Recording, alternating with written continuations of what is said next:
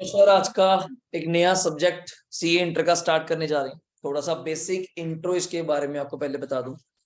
Tax का subject का जो नाम है, वैसे नाम है अपना taxation, proper not income tax, वो तो इसका पार्ट है। सब्जेक्ट का जो नाम है वो है टैक्सेशन। पहली बार आप पढ़ेंगे, वरना बीकॉम्स में कम से कम जाके आता है लास्ट सेमेस्टर्स में 5 और 6 पे। तो टैक्सेशन में दो पार्ट है, एक है इनकम टैक्स। अगर देखा जाए तो यही बहुत बड़ा है अपने आप में, बट आईसीआई ने इसको थोड़ा कम करते हुए साथ में एक पार्ट और रखा गया जिसका नाम है जीएसटी, जो +1 में आपने आई थिंक सो थोड़ा बहुत सुना हुआ है। हाँ, फाउंडेशन में बिल्कुल नहीं सुना, बिकॉज वहां बिल्कुल नहीं था। ठीक है। गुड्स एंड सर्विस टैक्स डिवाइडेशन आईसीआई ने कैसे की हुई है कि 60 मार्क्स का आपको क्या आएगा, income tax, 60 number income tax है। 40 मार्क्स का क्या है, जीएसटी। बिल्कुल प्लेन बातें करेंगे, थोड़ा बाद में दिखाऊंगा सारा कुछ। इसके अंदर एमसीक्यूज भी हैं, जैसे धीरज सर वाले सब्जेक्ट में लॉ में एमसीक्यूज हैं 30 मार्क्स के। बेनिफिट ये है कि करंट वहां पे कोई नेगेटिव मार्किंग नहीं है, आप आराम से अटेम्प्ट कर सकते हैं, जितने भी करें सारे करें। बट पैटर्न थोड़ा चेंज है, शायद आपने उस तरह के एमसीक्यू करे हो, मुझे ध्यान नहीं। केस स्टडी बेस, या आजकल ट्रेंडिंग में जब टर्म 2 आया था कोरोना वाले बच्चों के लिए, तो वहां केस स्टडी बेस बड़े क्वेश्चन आने शुरू हुए। कॉम्प्रिहेंसिव क्वेश्चन आपने इंग्लिश में करे हुए हैं 10th क्लासेस में। क्या एक पैरा दिया होता है, पूरा एक सिनेरियो दिया होगा आपको लॉ में कि ये पर्सन है, फलाना हुआ, ये हुआ, नीचे कुछ क्वेश्चंस बना दिए। बस डायरेक्ट 5 नंबर का क्वेश्चन नहीं पूछूंगा, उसके केस स्टडी बना के एमसीक्यू बना दिए 10 नंबर के। अब एमसीक्यू में भी डिवाइडेशन है, अगर 30 नंबर के एमसीक्यू हैं, 18 मार्क्स के एमसीक्यू आएंगे from the income tax part जो 60 का था। 60 में से अगर 18 के एमसीक्यू हैं तो रिटर्न पार्ट कितना बचा, 42। ये पूरा क्लियर कट, और वैसे ही नंबर का आएगा। ये नहीं कि सर 2 नंबर का फालतू आ गया, 2 नंबर का जीएसटी कम, नहीं, ये इसमें बड़े स्ट्रिक्ट है। जो नंबर बोल दिए उतने मार्क का ही इनकम टैक्स मिलेगा, उतने का ही जीएसटी। जितने के एमसीक्यू बोल दिए नहीं सर कम हो गए, नहीं, ऐसा नहीं कुछ वहां पे। 12 नंबर के एमसीक्यूज आएंगे फ्रॉम द जीएसटी पार्ट। तो 40 का था, रिटर्न पार्ट कितने का बचा, 28।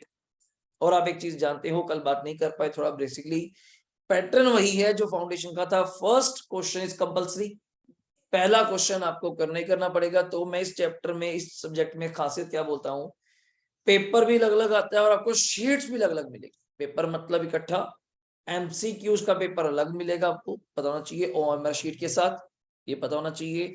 और उसका क्वेश्चन पेपर बाहर नहीं आएगा, जैसे आप मैथ और इकोनॉमिक्स का देकर आए हैं तो वही रख लेंगे, वो वही रख लेंगे, ओएमआर वहीं पे फाइल करा के वही हो जाएगा।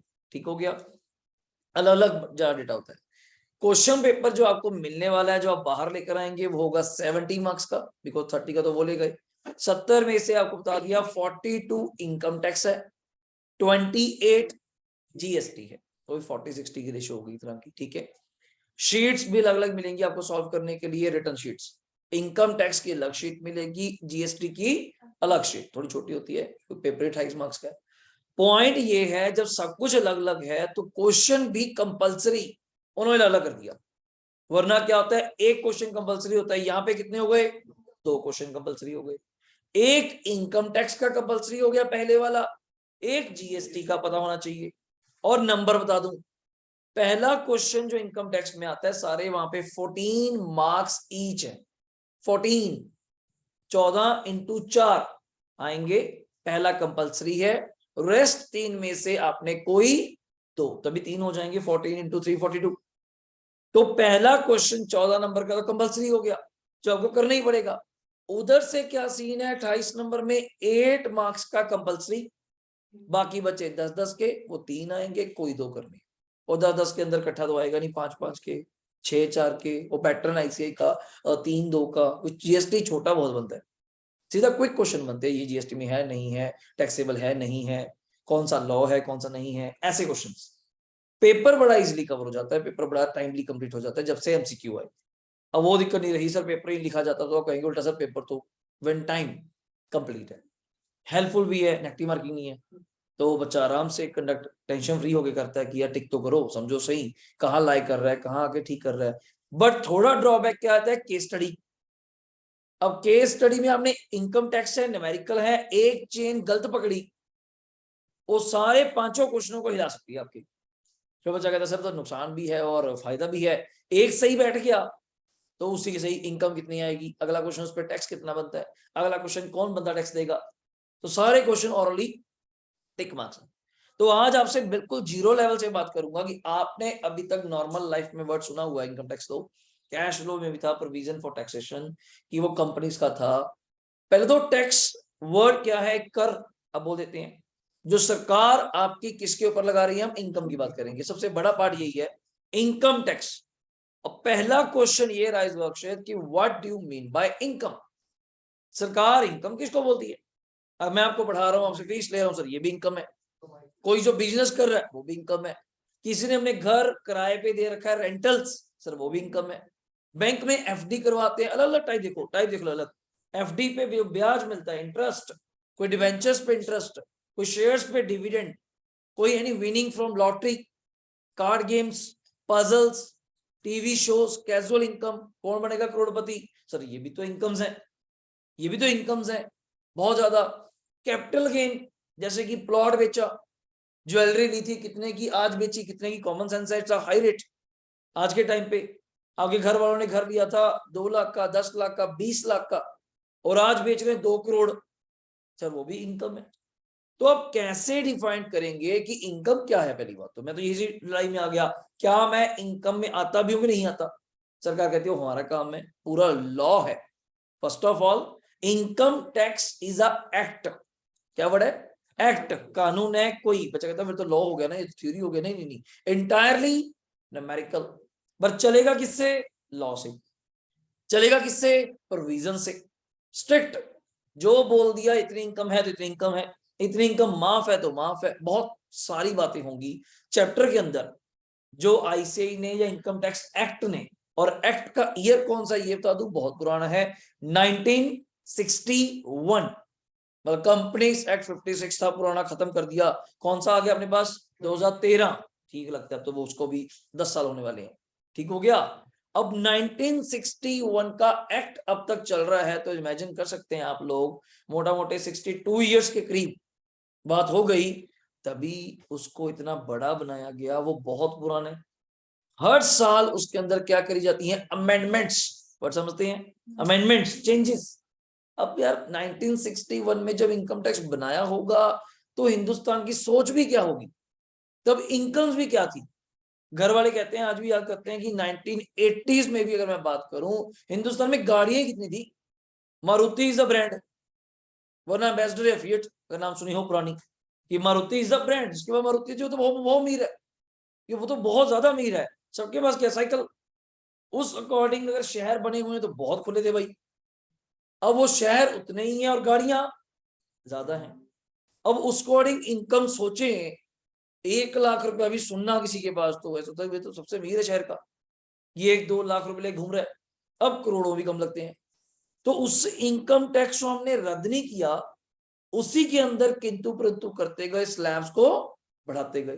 पर आने वाले टाइम में उम्मीद है, अभी नया इनकम टैक्स ड्राफ्ट होगा, बट एकदम से नहीं बन पाएगा। जैसे जीएसटी ला दिया गया, सब खत्म कर दिया, एक्साइज वगैरह, वैट वगैरह, ठीक है, इतने सारे छोटे छोटे छोटे छोटे टैक्सेस थे, सर्विस टैक्स मेन चीज था, सब खत्म करके क्या रख दिया, गुड्स एंड सर्विस टैक्स की। एक कल परसों में एक वीडियो देख रहा, ओ मेम ही बना हुआ था क्या, जेठालाल का, वो कहता हूँ मंदिर में खड़ा सोच रहा था कि भगवान एक तो ये टैक्स सारे खत्म करके ना ऐसा हो कि एक ही टैक्स बन जाए। और मजी ने मजाक कर रखा था कि जेठालाल ने पहले ही सोच लिया था कि जीएसटी आएगा, कि कहीं ना कहीं दिक्कत भी थी। एज अ मैन्युफैक्चरर हम एक्साइज भी दे रहे हैं, उसका डिपार्टमेंट अलग, उसकी ड्यू डेट अलग, उसकी रिटर्न अलग, उसके ऑफिसर अलग, उसकी पेनल्टियां अलग, फिर उस गुड्स को बना के बेच रहे हैं, उस पर वैट लगता है स्टेट लेवल, उसके स्यापे अलग, उसकी पोर्शन अलग, पंजाब गवर्नमेंट के अपने रूल, हरियाणा के अपने रूल, पंजाब में और टैक्स, हरियाणा में और टैक्स, पे चोरी हो रही है उसको रोको, उसके लिए ऑफिसर चाहिए। मतलब अलग ही समस्या पे थे हम लोग, देश तो कहां तरक्की करेगा। तो सर्विस टैक्स अलग लेवल, अगर मैं साथ साथ कुछ सर्विस दे रहा हूं तो मैं सर्विस टैक्स में भी आ गया, उसके अपने रूल्स। तो पहले तो बिजनेस में तो यही उलझा हुआ सारे डिपार्टमेंट में, इसकी ड्यू डेट वर्गी, एक्साइज आ गया, वैट आ गया, सर्विस टैक्स आ गया। तो कहते पहले एक काम करो, सबको इकट्ठा करो। अब इकट्ठे ऐसे तो होंगे नहीं, हिंदुस्तान में काम करना आसान तो है नहीं। सबको बिठाया, सारे स्टेट्स के किसको बिठाया, मेन फाइनेंस मिनिस्टर्स, सारे स्टेट्स के, अपना हेड बैठा मेन, जो आपकी चेयरपर्सन है कौन, निर्मला सीतारमण। पहले कौन था, अरुण जेटली, जिस टाइम पे ये लॉन्च किया गया 2014 में, 17 में लाया गया। प्लस बात तो ये 2004 की चल रही है, जब मनमोहन सिंह प्राइम मिनिस्टर थे, तब की बात चल रही है, केलकर कमेटी की। तब आ जाता, तभी बात होती है। कोई चीज हिंदुस्तान में पास करानी हो, लोकसभा राज्यसभा का सीन है। लोकसभा में इतने कांग्रेसी बैठे नहीं कि वो हल्ला कर देते हैं कि हाँ जी हम नहीं पास होने देंगे। अब आपको पता है मेजोरिटी किसकी है, बीजेपी। तो कुछ पास कराना है तो किसी से पूछने की जरूरत ही नहीं। और ऊपर से सबसे खास बात, होम मिनिस्टर अपना, ठीक है ना, प्रेसिडेंट अपना, वाइस प्रेसिडेंट वो अपना। और जितने बिल पास हुए, अगर आपने देखे हो, रात के कितने बजे पास हुए हैं, 12 बजे।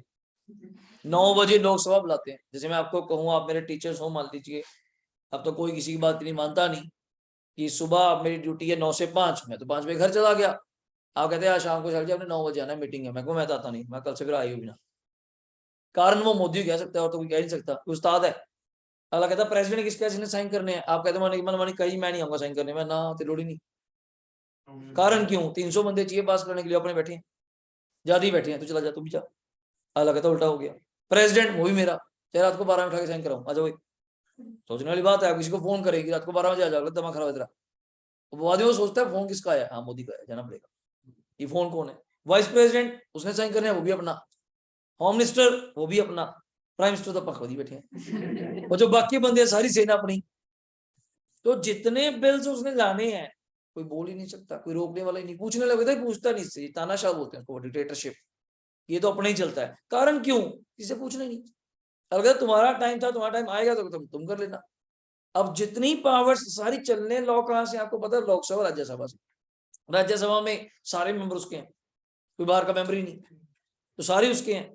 तो इनकम टैक्स भी आने वाले टाइम में जब चेंज करने को सोच रहे हैं, कमेटी का गठन कर दिया गया है, तो वो बड़ा भी टाइम लगेगा, बट सोच समझ के आएगा आज के न्यू इंडिया के अकॉर्डिंग। कि अब न्यू इंडिया वो है, पुराना नहीं है 1961 वाला, तो तब कुछ था ही नहीं हमारे पास। अब तो इंडिया क्रिप्टो करेंसी में खेल रहा है। अब तो इंडिया नेक्स्ट लेवल ऊंचाइयों पे है। यहाँ पे करोड़ों की गाड़ियां लोगों के पास, वो नहीं 2 लाख की गाड़ी है। तो उस चीज को देखते हुए एक नया इनकम टैक्स डिजाइन हो, वही जीएसटी। हाँ, कस्टम नहीं खत्म करा, लोगों को लगता है कस्टम खत्म कर दिया, नहीं सर। इंपोर्ट एक्सपोर्ट पे आज भी टैक्स है, वो वेरियस डिपार्टमेंट है, वो डिफरेंट डिपार्टमेंट है। लोग लगता है सर वो भी तो एक तरह का इनडायरेक्ट है, हाँ बिल्कुल इनडायरेक्ट है, बट वो मगअप नहीं किया। सिर्फ 3-4 टैक्स मेजर मेजर इकट्ठे करे। It's a VAT, it's a service tax, it's excise, जो मेन थे गुड्स की प्रोडक्शन और सेल पे थे, उन दोनों को इकट्ठा किया कि तुमने एक बन जाओ जीएसटी। हमने नारा भी सुना होगा, इनका नारा था जो 3 वर्ड बोलते थे, one nation, one tax, one market. अगर आप ध्यान से सुनेंगे, वन नेशन मतलब पूरे हिंदुस्तान में एक ही टैक्स होगा। चीज भी सही है। अब मैं यहां बैठ के दिल्ली किसी व्यापारी को फोन करूं कि 10 लाख रुपए का कपड़ा चाहिए, वो कहता सर 10 का क्या, 15 का दीजिए। मैं ये पूछता ही नहीं बंद कर दिया टैक्स का क्या रेट है। सर वही रेट है जो कपड़े पे है 5%। मैंने हरियाणा फोन कर लिया, अंबाला पास में ही है, मगर 10 लाख का कपड़ा चाहिए, क्या कपड़े पे टैक्स है, कहता सर क्या टैक्स है, 5%। मैं कलकत्ता फोन कर लिया, मैं कहा जीएसटी पे क्या टैक्स है जी, कपड़े पे, कहता सर 5%। तो बोलो ये चीज कॉमन करी, चोरी बंद करो। हाँ वो आपकी लड़ाई है, आपने मुझे फोन करा, मैं वही कपड़ा 11 लाख में देना चाहता हूँ, तो मेरे मार्जिन है ना, अब नाम लो, किसने बुलाया क्या आपको। बट टैक्स में चोरी तो नहीं होगी।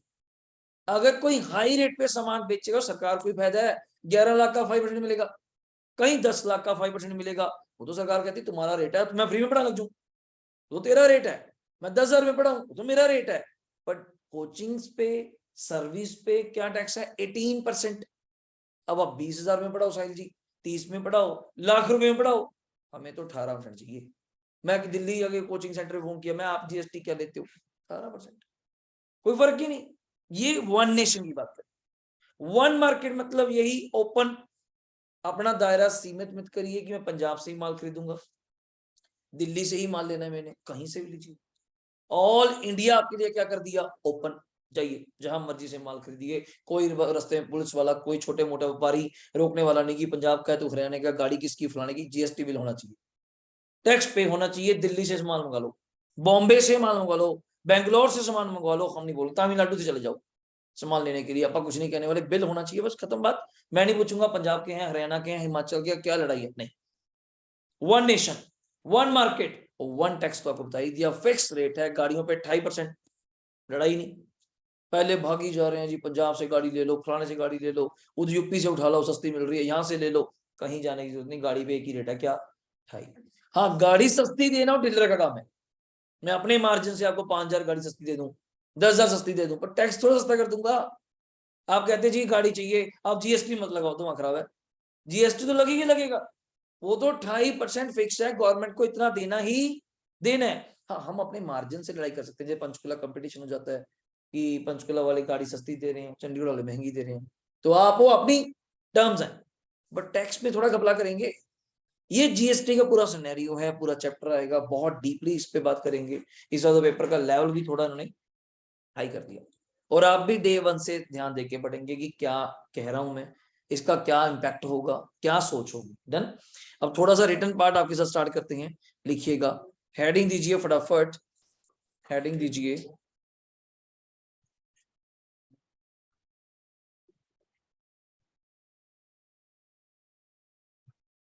लिखिए सर,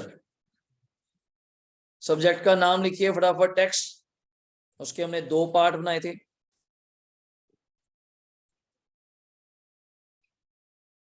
सब्जेक्ट का नाम रखिए टैक्स, या इसको आप कह सकते हैं टैक्सेशन।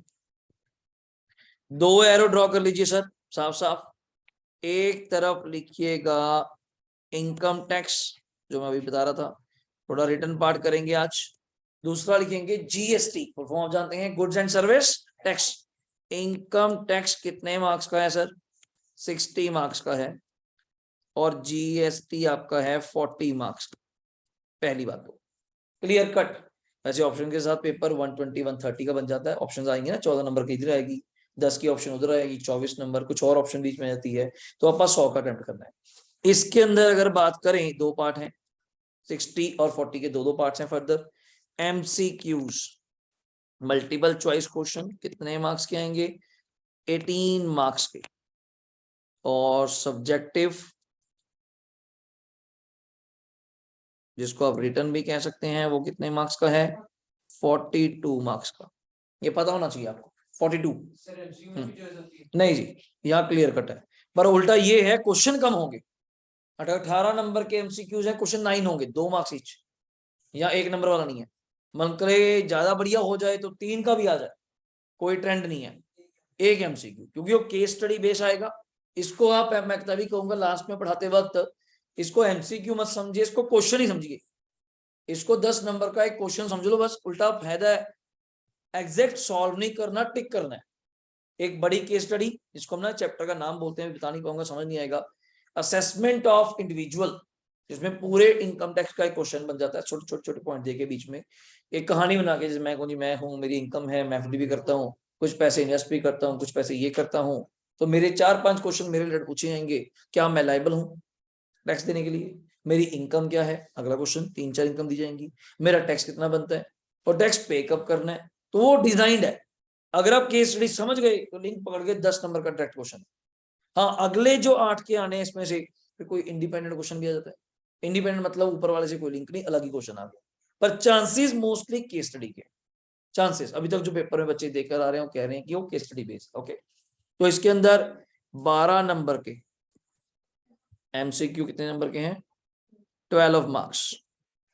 इसमें तो क्लियर कट है यार, एक क्वेश्चन तो 10 नंबर का आना है डायरेक्ट, उसके 5 पार्ट 2-2 नंबर के, एक एक्स्ट्रा आना है 2 नंबर का, बस वो कोई भी हो जाए। ये आपको पूरा स्पेसिमेन दिखाया जाएगा, आईसीए की बुक्स में सब बढ़िया से बढ़िया केस स्टडी पढ़ी है, मतलब मैं लास्ट टाइम नोट कर रहा था, हंड्रेड्स ऑफ केस स्टडी पढ़ी है एज अ प्रैक्टिस, बच्चे का माइंड सेट करने के लिए कि भाई क्या कह रहे हैं सर, कैसा कह रहे हैं, तो वो प्रैक्टिस के लिए बेस्ट, सिंपल। और इधर रिटर्न पार्ट क्या बचा अपने पास?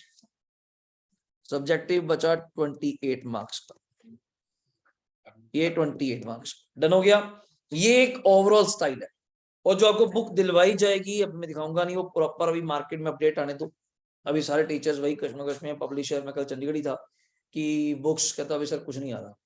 उसका कारण क्या है कि सब साइलेंट बैठे हैं टीचर्स, टॉपिक्स तो वही होते हैं, कुछ कटिंग फटिंग होगी तो वो उन्हें पेज पूज निकाल के दोबारा एडिटिंग करके, तो नहीं कि बुक में नए पेज लगा के भेज जाते हैं, तो कुछ चैप्टर चुप्टर हटाए जाएंगे तो वो नए, कोई राइटर इस टाइम नया मटेरियल नहीं भेज रहा। तब तक हम भी अपने नोट से काम चलाएंगे, पीडीएफ से काम चलाएंगे, पर रुकेंगे नहीं, सिलेबस नहीं रोकेंगे कि मटेरियल आते आते कब कितना टाइम लग जाए, आप उसके लिए वेट नहीं करेंगे। मई 23 अटेम्प्ट तो क्लियर है, इट्स ओल्ड वन। नवंबर 23 आज भी फिर वही डाउटफुल है, बट टैक्सेशन खत्म नहीं हुआ। पॉइंट इज दैट अगर न्यू स्कीम हुई तो taxation is in the group 2। Group 1 में हमारे पास एडवांस अकाउंट्स है, एडवांस अकाउंट्स। नंबर 2 लॉ, जिसको आप बोलते हैं corporate law, not business law, corporate company law. जब बोलते हैं हम लोग फाइनल बोलते थे वर्ड कंपनी लॉ, तो वही कॉर्पोरेट लॉ। एंड नंबर 3 जो आस्था में हम ले रहे हैं, cost and management. Ditto word same रखा उन्होंने, कुछ किंतु परंतु नहीं करा, शायद सेम ही रहे, cost and management accounting. Group 2 में पहला ही पेपर टैक्सेशन ग्रुप 2 में ले गए। Next one is the auditing, वो 100% आज भी रखा हुआ है, जबकि आईसीए का तो मेन सब्जेक्ट है, फेवरेट सब्जेक्ट है ऑडिट, वही तो हमने करना है, कल को हो गया auditing. And third one is FM and SM. FM मतलब फाइनेंशियल मैनेजमेंट, जो आस्था में हम लेंगे 50 मार्क्स का है। एसएम स्ट्रेटेजिक मैनेजमेंट, जो मेरे मिसेज लेते हैं, अंकिता राइट नाउ बैच ले रहे हैं, वो पढ़ाएंगे। उसके साथ पहले ईएस था, चलो बढ़िया हो गया, अगर वो तो बाहर निकल गया, वो कंप्यूटर से रिलेटेड था, वो निकल गया। रेस्ट फिर वही बात है, सब जगह एक ही डाउट, ये कब होगा, कब एप्लीकेबल है, पता चल जाए तो अपनी तैयारी पे शुरू हो जाए। तो बट अभी के लिए अपन इस बार को शुरू करते हैं कि क्या सीन रहता है। Hopeful for the old one, because एक कहीं ना कहीं मन में रहता है ऐसे हमेशा जब भी अटेम्प्ट फॉलो करता है from the may, not from the नवंबर। जैसे फाउंडेशन आया था मई 18 मुझे याद है कि मई 18 में फर्स्ट अटेम्प्ट था सीए फाउंडेशन का, उससे पहले सीपीटी टाइप चल रहा है, उसमें पेपर डिजाइन हुए, ये 100 नंबर के आए, 4 पेपर डिजाइन हुए, वरना पहले एक ही दिन पेपर हो जाता था सीपीटी। तो उस अकॉर्डिंग अगला भी जब चेंज होगा तो होपफुली ये, बट कुछ रिवर्स मार्केट्स या सीए बैठे हैं बीच में, टीचर्स भी हैं बल्कि, वो कह देते हैं नहीं नहीं तैयारी है, टाइम भी है, बहुत ज्यादा टाइम तो है, टाइम है, बिकॉज इन द नवंबर है पेपर, और अभी जनवरी भी खत्म नहीं है, तो जनवरी में भी अपडेट आ जाए या फेब के 15 डेज में भी आ जाए। बट पॉइंट इज दैट ये नहीं पता कि ऐसे ही चुप क्यों बैठा है, बिकॉज उसको ये बताने में दिक्कत ये है, आई थिंक सो साथ के साथ स्टडी मैट भी तो चेंज होना चाहिए। अपने बोल दिया, कल धीरे से यही बात हो रही है, प्रिंटिंग में तो टाइम लगेगा, ज्यादा उनकी तैयारी है भाई, कोई सिस्टम है, तो उसको अकॉर्डिंग थोड़ा वेट कर रहे हैं, वरना अदरवाइज अपना एक बार अपना डेमो अपने बेसिक्स इंट्रो स्टार्ट करते हैं, सुनते हैं। आइए नेक्स्ट है जी इनकम्स, लिखिएगा हेडिंग इनकम। कोई आपने मुझे कहा इनकम टैक्स है, तो मैंने पहले आपसे बात करनी है इनकम्स कौन कौन सी हैं जो सरकार ने बताया, लिखिएगा। हमारे पास 5 हेड्स ऑफ इनकम है, क्या लिखेंगे 5, लिखिएगा 5 हेड्स ऑफ इनकम, जो अपने चैप्टर भी हैं, 5 heads of income. Number 1 head क्या है, सैलरी। नंबर 1 हेड क्या है, सैलरी, जो हम +2 +1 लेवल पे एक वर्ड ही सुनते थे, जैसे सैलरी, यहाँ चैप्टर है, सैलरी का नाम, जैसे फुल फॉर्म बोले तो इनकम फ्रॉम सैलरी, ये बोल देते हैं। अगला नाम है house property, house property. Number 3 name है, मैं शॉर्ट फॉर्म लिख रहा हूं अभी के लिए, PGBP, profit and gains from business and profession, profit and gains from business and profession. Number 4 head है जी हमारे पास कैपिटल गेन, कैपिटल गेन। और लास्ट हेड है income from other sources, income from other sources. ये only 5 heads हम मानते हैं जी पूरे income tax में, मतलब कहीं ना कहीं तो लाइक करेंगे। अभी भी आप सोचिए, किसी का भी नाम लीजिएगा, आप देखेंगे वो कहाँ लाइक करता है, इसके अलावा आपकी कोई इनकम नहीं। पहले तो ये डिसाइड करना जरूरी है आप किस हेड में लाइक करेंगे, फिर उसकी बातें शुरू करेंगे, अभी नहीं, बिकॉज सारे अपने अपने धुरंधर है, कुछ छोटे भी हैं कुछ बड़े भी हैं, बट सबकी अपनी अपनी बातें हैं। फिर मैं उस सेक्टर की बात नहीं करूंगा, जैसे कि बड़ा पहला वर्ड, बड़ा कॉमन सेंस वर्ड, क्या नाम लिखा, सैलरी। बात खत्म करो, जितने नौकरी पेशा लोग हैं, जो नौकरी में है, एम्प्लॉयमेंट में है, प्राइवेट, सरकारी, सेमी, कोई भी है, उनका हेड हमेशा एक होगा, कौन सा? सैलरी। उनको मतलब ही नहीं बाकियों से, सारे जी। वेजिस में आ गया कैजुअल लेबर, वो डिफरेंट आ जाता है। अदरवाइज पक्के मान लीजिए आप, जिनको एक प्रॉपर पर महीना पैसा मिलता है, वो कहाँ कवर होंगे? सैलरी। सैलरी जहां एक सिंपल वर्ड हम और कह देते हैं आपके लिए वेजिस वर्ड में, जहां एम्प्लॉयर एम्प्लॉय रिलेशनशिप एग्जिस्ट करेगा, वो सैलरी में है, बात खत्म। जहां एम्प्लॉयर एम्प्लॉय, ये वर्ड लिखा होगा प्रॉपर इंग्लिश में, या फिर मास्टर सर्वेंट, और टेक्निकल वर्ड, जहां मास्टर सर्वेंट रिलेशन है, वहां जो भी इनकम कमाई जाएगी, अमोल्यूमेंट्स, पैसा, मनी, कुछ भी कमाया जाएगा, किस हेड में जाएगा? सैलरी। सैलरी में कभी आपने एक वर्ड सुना हो, अगर आपके घर में कोई मेंबर ऐसा है जो एम्प्लॉय है या सैलरीड है, उसको दो चीजें मिलती हैं एम्प्लॉयर से, एक होता है अलाउंसेस, कभी सुना हो अलाउंसेस, और एक होता है परकोजिट्स, जिसको शॉर्ट फॉर्म में बोलते हैं पर्क्स। पर्क्स। अब दोनों में क्या अंतर है? देखो, देने वाला तो एम्प्लॉयर है, पैसा तो उसने देना है। एक तो होती है तनख्वाह, फिक्स होगी 40,000 रुपए महीना, तो किसको दिक्कत लगी 40 इंटू 12 करने में? बताइए मुझे, साल का 4,80,000।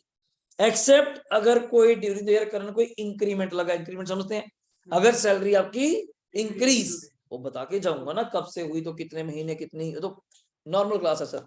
जैसे हम कहते थे पहले 6 महीने में इतनी ड्राइंग्स करता हूँ, अब इतनी करता हूँ, तो कॉमन सेंस है, मल्टीप्लाई 6 से, मल्टीप्लाई फलाने से, ओके। अलाउंसेस और पर्क्स में क्या होता है? अलाउंसेस में आपका एम्प्लॉयर एम्प्लॉय को कुछ काम परफॉर्म करने के लिए, कुछ ड्यूटी परफॉर्म करने के लिए, कुछ एंसिलरी एक्टिविटी करने के लिए पैसे देता है। क्या देता है? पैसे। चीज नहीं दूंगा, पैसा दूंगा। जैसे कि आपने कहा जी पिक एंड ड्रॉप की फैसिलिटी देना, आपको घर से हमारी कैब लेकर आएगी, कैब घर पे छोड़ के जाएगी, it's a perk. It's a perk, लेना ले आपकी मर्जी। अलाउंस, मैं क्या, हमारी कोई जिम्मेवारी नहीं आपको घर से लेके आने की, यहाँ पे छोड़ के आने की, हम आपको आने जाने के क्या देंगे? पैसे। अब आप कहें जी ये तो फिर भी ठीक है, नहीं, आप थोड़ा बताएंगे कितने देंगे, हम डिसाइड करेंगे, हम आपको 4,000 देंगे। आप कहते हैं मेरे को 6 लगता है, मैं चाहे तेरा 10 लगे, हमने डिसाइड किया हम आपको 4 देंगे, हम जिम्मेवारी थोड़ी आपकी। ये अलाउंसेस। दूसरा, लंच अलाउंस भी है, लंच फैसिलिटी भी है। लंच अलाउंस, हम अपने एम्प्लॉय को 100 रुपए का क्या देंगे? लंच अलाउंस देंगे, पैसे देंगे। आप खाइए ना खाइए, सारा दिन भूखे रहिए, तो आपकी इच्छा कि मैं पैसे बचाऊंगा, तो आपकी इच्छा। लंच पैसा नहीं दूंगा, लंच फैसिलिटी। जैसे बड़ी कंपनी में क्या है? कूपन्स, वाउचर्स, नीचे कैंटीन बनी होती है मोस्टली, आप वहां जाइए, वाउचर दीजिए, खाना खा लीजिए। अब वाउचर का करेंगे क्या? ये तो खाना ही खाना पड़ेगा, कैश तो होगा नहीं कि मैं वाउचर लेके एम्प्लॉयर के पास चला गया, ये देखो मेरे 20 वाउचर इकट्ठे हो गए, पैसे दे दे। नहीं, मैंने फैसिलिटी दी थी, नॉट द अलाउंस। दोनों में फर्क क्या है? यूनिफॉर्म अलाउंस, यूनिफॉर्म नाम समझो, मैंने आज अनाउंस कर दिया जो भी टीचर हैं कल को यूनिफॉर्म पहन के आएंगे, प्रॉपर कोट पैंट वगैरह होगा, सिस्टम होगा। जैसे मेरे मामा खुद गवर्नमेंट एम्प्लॉय में, काफी एग्जांपल्स उनकी बताऊंगा आपको, कि उनको ये प्रैक्टिकल लाइफ हमने देखी है। तो वो कह दिया कि कोट लेना है ग्रे कलर का, ये डाल के आना है, स्वेटर वगैरह होगा। अब एम्प्लॉय तो पहले ही सोचता बेचारा मैं क्यों खर्चा करूं, तो उन्होंने कहा घबराइए नहीं, आप कपड़ा लीजिए। ये भी कहा गया कपड़ा कौन सा लेना है? इस कंपनी का लेना है, ठीक हो गया। रेमंड्स का कपड़ा लेना है, पटियाला, हम समाना पटियाला से हैं, तो पटियाला इस दुकान से लेना है। कोर्ट का ऑर्डर है कि रेमंड का इतनी लेंथ वाला इतने, कल को आप तो जाएंगे 10,000 का कपड़ा ले आएंगे, 15,000 का ले आएंगे, नॉर्मल का है, हमें सबको देखना है। फिर कंपनी ने क्या कहा, कोर्ट ने क्या कहा कि हम करते हैं, हम पैसे डिसाइड कर लेते हैं, आप कपड़ा आप लो, महंगा लो सस्ता लो। अब स्टिचिंग, अब टेलर ऐसे बैठे हैं जो 2,000 में भी स्टिच कर देगा, टेलर ऐसा बैठा है जो 10,000 में भी लेगा। अब आप किसके पास जाते हैं? वो आपकी इच्छा है। हम आपको 3,000 रुपए देंगे, हम आपको टोटल कपड़ा सने स्टिचिंग करा के 5,000 रुपए देंगे। अब आपका लगा 8, आपका लगे 3, ओ आपकी इच्छा, हम आपको 5 देंगे। या फिर दूसरा काम कर सकते थे, हमने खुद टेलर बैठाया, खुद कपड़ा लिया, आपका माप लिया, आपको कोड मिल जाएगा, खत्म। It's a perk, it's a perk, it's a benefit. Children education allowance, आपके बच्चों को पढ़ाने के लिए आपका एम्प्लॉयर कुछ पैसे देगा, 200 रुपए महीना, 500 रुपए, 1,000 रुपए। आज की टाइम पे चले तो 200 रुपए महीना क्या आता है? 2,000, 2,000, 3,000 रुपए महीना देते हैं। क्योंकि ये चीजें मैं क्यों बता रहा हूं, लोगों ने क्या करना शुरू करा, लोग तेज बहुत हैं सरकार को टैक्स चूना लगाने में, चोरी करने में, कि सैलरी पे टैक्स है, तो हम एक काम करते हैं, एम्प्लॉय को सैलरी दिखाया करेंगे 20,000 रुपये महीना। साल का कितना बनेगा 20,000 इंटू 12, 2,40,000। 2.5 लाख तो वैसे ही माफ है, 2.5 लाख तो हमें टैक्स नहीं देना, तो तुझे कभी टैक्स नहीं लगेगा। मैं कहा मेरा 20,000 में क्या बनेगा, मैं सुन तो ले, 20,000 तो सैलरी बोल रहा हूँ, ऊपर से पैसे ले लेकर मुझसे, बच्चे के नाम पे 3,000 ले जा, बच्चों के हॉस्टल के 2,000 ले जा, यूनिफॉर्म के 4,000 ले जा, हेल्पर अलाउंस 2,000 ले जा, स्टडी अलाउंस वही बंटी जा रहे हैं। जब उसका सबका टोटल करा, पैकेज बन गया 40,000 रुपये महीना। अब 40,000 इंटू 12 करें तो पैकेज बनता है 480।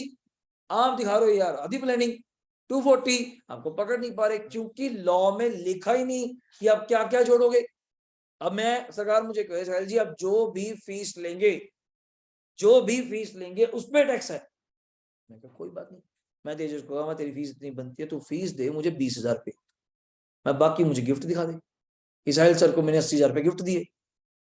सरकार आ गई ये क्या चक्कर है, मैं कहा आपके सामने ले रहा हूँ, देखो कौन सा झूठ बोल रहा हूँ, क्या मैं कहता गिफ्ट है, आपने फीस पे कहा ना, ये देखो फीस पे 20,000 है, तो टैक्स मुझे पे करना पड़ेगा 20 पे। तो सरकार ने अमेंडमेंट्स करी कि एम्प्लॉयर तो बड़ी प्लानिंग कर रहे हैं कि इसको ऐसे दे रहा है, क्योंकि जो मैं आपको बेनिफिट दे रहा हूँ सर वो भी तो पैसे के आएंगे। अगर मैंने आपको कहा पिक एंड ड्रॉप है, फ्री तो होगा नहीं, हमारी भी गाड़ियां चलनी है, मैं ड्राइवर रखूंगा, तेल पानी का खर्चा होगा, आपको घर से उठाएगा घर पे छोड़ेगा। अब नॉर्मल लाइफ में जीते हैं, कैब बुक करते हैं, आई थिंक सो मिसेज भी घर से यहाँ पे क्लास लेने आते हैं, उनको एक टाइम पर 100 रुपये पड़ता है, वापिस जाना है तब 100 रुपये, मगर महंगा हो जाए तो एवरेजली 250 रुपये। वो बल्कि यहाँ पे कई बार सोचते हैं कि मेरे 60 लेक्चर्स आपके पास लगे, इंटू 250, 15,000 तो मेरे कैब के लग गए, वो हम कभी सोच ही नहीं पाते। मैंने कहा हमने तुझे इतनी फीस इकट्ठी करके दी, कि 15 मेरे ये लगे, 10,000 की मेरी बुक्स आ गई, ये भी तो गिनो। तो ये फैसिलिटी एम्प्लॉयर गिन ही नहीं रहा। आपको रहने के लिए घर, आप मेरे पास आए, मैं कहा कहाँ से, कहते पटियाला से, मैं कहा जॉब तो सब दिल्ली करनी है, अब दिल्ली आपका कौन सा घर है, तो वहां 2 ऑप्शन है, मैं आपको पैसे दूंगा, घर आप ढूंढोगे, जिसको हम यहाँ पे बोलते हैं हाउस रेंट अलाउंस। अपने घर वाले मोस्टली एचआरए बोलते फिरते हैं कि तुझे एचआरए नहीं मिलता, तुझे एचआरए नहीं मिलता, मैं क्या बोली जा रहे हैं ये, हाउस रेंट अलाउंस। दूसरा ऑफर, मैं कहा पैसे नहीं दूंगा, मैं रेंट फ्री अकोमोडेशन, मैं आपको रहने के लिए क्या दूंगा, घर दूंगा, रहने के लिए घर दूंगा। कंपनी ने कुछ आजकल मोस्टली फ्लैट्स बना रखे होते हैं, रिलायंस ने अपने फ्लैट्स बनवा रखे हैं कि चलता है, बहुत बड़े बिजनेस है यार, उनको पता है रोज लाखों एम्प्लॉइज नहीं आना है, हजारों एम्प्लॉइज नहीं आना है, क्यों बाहर बेचारे धक्के खाएंगे। और ऐसे बना रखे हैं बिल्कुल बिल्डिंग्स के पास, ऑफिस के पास, बड़ा कॉर्पोरेट दिमाग लगा के कि उनका खर्चा ही ना हो, आने जाने में टाइम सेव हो, बहाना नहीं मारेंगे, शाम को 5 बजे डब्बा डुब्बा पैक करके बैठ जाते छोटे बच्चों की तरह, मैं क्या क्या क्या क्या कहता घर जाना है। अब मैं क्या ये 5 मिनट रहते कर देता, से डब्बा खोल दोबारा काम पे लग जा। कारण क्यों, ये कंपनीज बड़ी ऑफर देती हैं। अब मैं कल एग्जांपल दे रहा था आपको बिग 4 की, EY टाइप की, वो पैसा ही इतना एम्प्लॉय पे खर्च करते हैं सर, वो आपको वहां से भागने का मौका ही नहीं देते।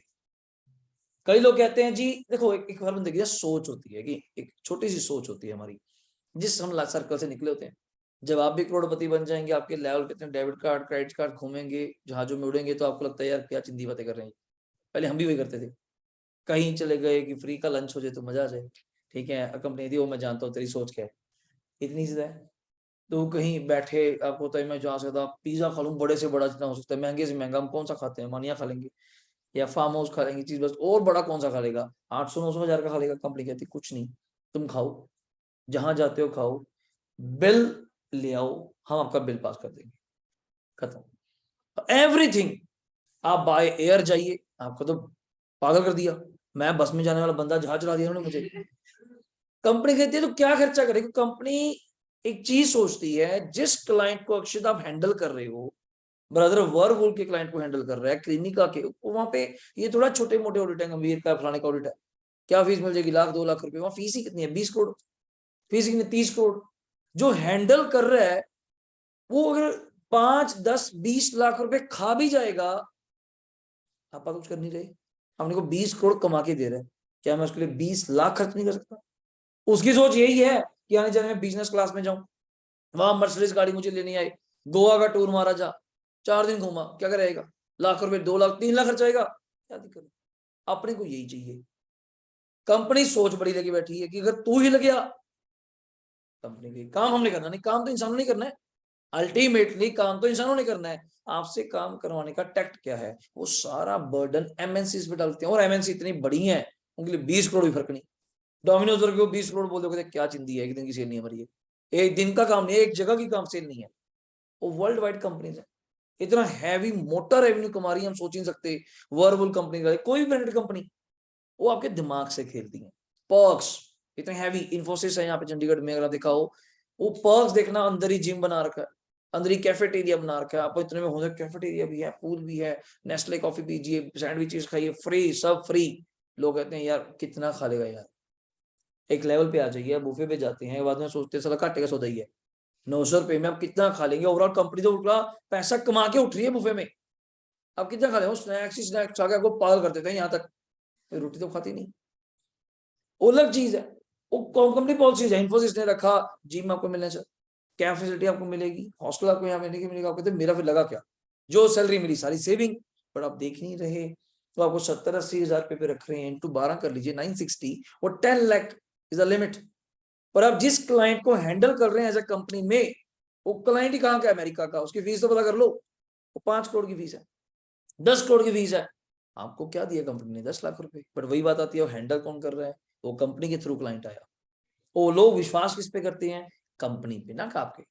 अब कल को कई लोग क्या करते हैं, अगर आपने सुना हो, बड़े बड़े सीए जितने हैं ई एंड वाई में काम करते हैं, 10-12 साल काम करते हैं, वहां से बड़ा डेजिग्नेशन लेके रिटायर होते हैं, रिटायर होंगे डायरेक्टर पे, रिटायर होंगे पार्टनर बनकर, ये 2-3 साल पार्टनर बन गए, अच्छे लिंक बन जाते हैं, फिर वो वहां से एक फाइल उठा लेते हैं, कोई भी एक फाइल अपने पास आ गई, वर्लपूल अपने पास आ जाएगी, और नहीं तो छोटे छोटे तो आई जाएंगी, चिंदी चिंदी जो भी क्रीमिका वगैरह लुधियाना की कंपनी है, उनकी फीस भी कितनी मानोगे, 3-3 करोड़। तो अपने को तो चिंता ही नहीं, फिर वो अपनी प्रैक्टिस में आते हैं। फिर किसी फर्म के साथ जब जुड़ते हैं नॉर्मल, तो उस फर्म का पोर्टफोलियो बहुत अप हो जाता है। क्यों, वो फर्म भी क्या कहेगी, हमारे पास कौन कौन सी है, जो ई एंड वाई का क्या रह चुका, डायरेक्टर, केपीएमजी का पार्टनर, वो वहां जो बड़ी फर्म्स हैं, बड़े बिजनेसमैन आप जैसे लोग, आप क्या कहेंगे, मैं चिंदी काम क्यों कराऊं, सस्ता काम उसको चिंता, इसका बिजनेस ही नहीं। कल को मेरा 100 करोड़ का बिजनेस हो, मैं किसी आम बंदे के हाथों में 100 करोड़ दूंगा क्या, कि भाई मेरा 100 करोड़ तू मैनेज कर, कभी भी नहीं। आप भी बड़े से बड़ा सीए ढूंढेंगे जो मुझे फुल टाइम दिमाग दे। अपने पास 20 लाख फालतू आ जाए तो दिमाग खराब हो जाता है कि कहाँ इन्वेस्ट करूं, बैंक में रखूं, कहाँ रखूं। वहां तो 100 करोड़ों की बातें हैं, तो वहां तो बड़ा हाई प्रोफाइल सीए चाहिए, और जो मुझे टाइम भी दे, मेरी बात सुने, टैक्स में कंसल्ट करे, how to invest, where to invest, अपना दिमाग घूम जाए। इतना पैसा आया, 2 कड़ी, हमें 2 लाख की एंट्री घुमानी मुश्किल हो जाती है। किसी को बोल दें यार, आजकल तो बैंक ने बड़ी सख्ताई कर दी, हर चीज पे आप पढ़ेंगे, बड़ी अपडेशन आने वाली है अभी बैंकिंग रेगुलेशंस में, मोदी सरकार बहुत ज्यादा अपडेशन कर रही है। पैसे जमा कराने पे भी मनी खर्चा बड़ा करेगा, पैसा जमा कराने पे 50,000 रुपए तक सेविंग अकाउंट में जमा करो, खर्चा नहीं। 50,000 के ऊपर जितने जमा कराओगे पर हजार, कम से कम कितने हैं जी, 25 पैसे या 25 रुपए या 2.5 रुपए अभी पढ़ा था मैंने, तो मल्टीप्लाई करते जाना, उसको फिर जमा कराना। मतलब वो चाहते हैं सारा सिस्टम क्या हो जाए, online, cheques, credit card, debit card, banks, cash तो लोग लेके भूल जाए, बैंक जाना ही भूल जाए, कैश तो जाना ही भूल जाओ। सीरियसली सोचा जाए, हम भी नहीं गए, अगर सीधी बात करें तो खुद पैसे आते हैं, अब तो मोस्टली ऑनलाइन सिस्टम्स हो गया, पेटीएम, गूगल पे या अकाउंट पे चेक्स हो गए, तो आधा काम तो वहीं पे हमारा फिक्स हो गया। तो कुछ कैश आता है रैकरिंग में चला जाता है, नॉर्मल खर्चे पानी में, घर में वेजिटेबल फ्रूट्स वगैरह चीजों में चला गया, या कहीं छोटे मोटे खर्चे हो गए, वहां कैश चली जा रहा है 2-3 हजार रुपए में। जहां बड़ी पेमेंट अभी प्रेफर करते हैं गूगल पे या बाई चेक, तो वो गवर्नमेंट का सिस्टम है। जितना ऑनलाइन हो गया, इंडियन इकोनॉमी इतनी स्ट्रांग होगी, उतना पैसा मार्केट से और आ गया कि हाँ भी लीगल मनाई हो गया, इलीगल तो पता नहीं कितनी घूम रहा है। तो उस coding allowances and perks is a word जो सैलरी में बहुत डीप तक चलेगा।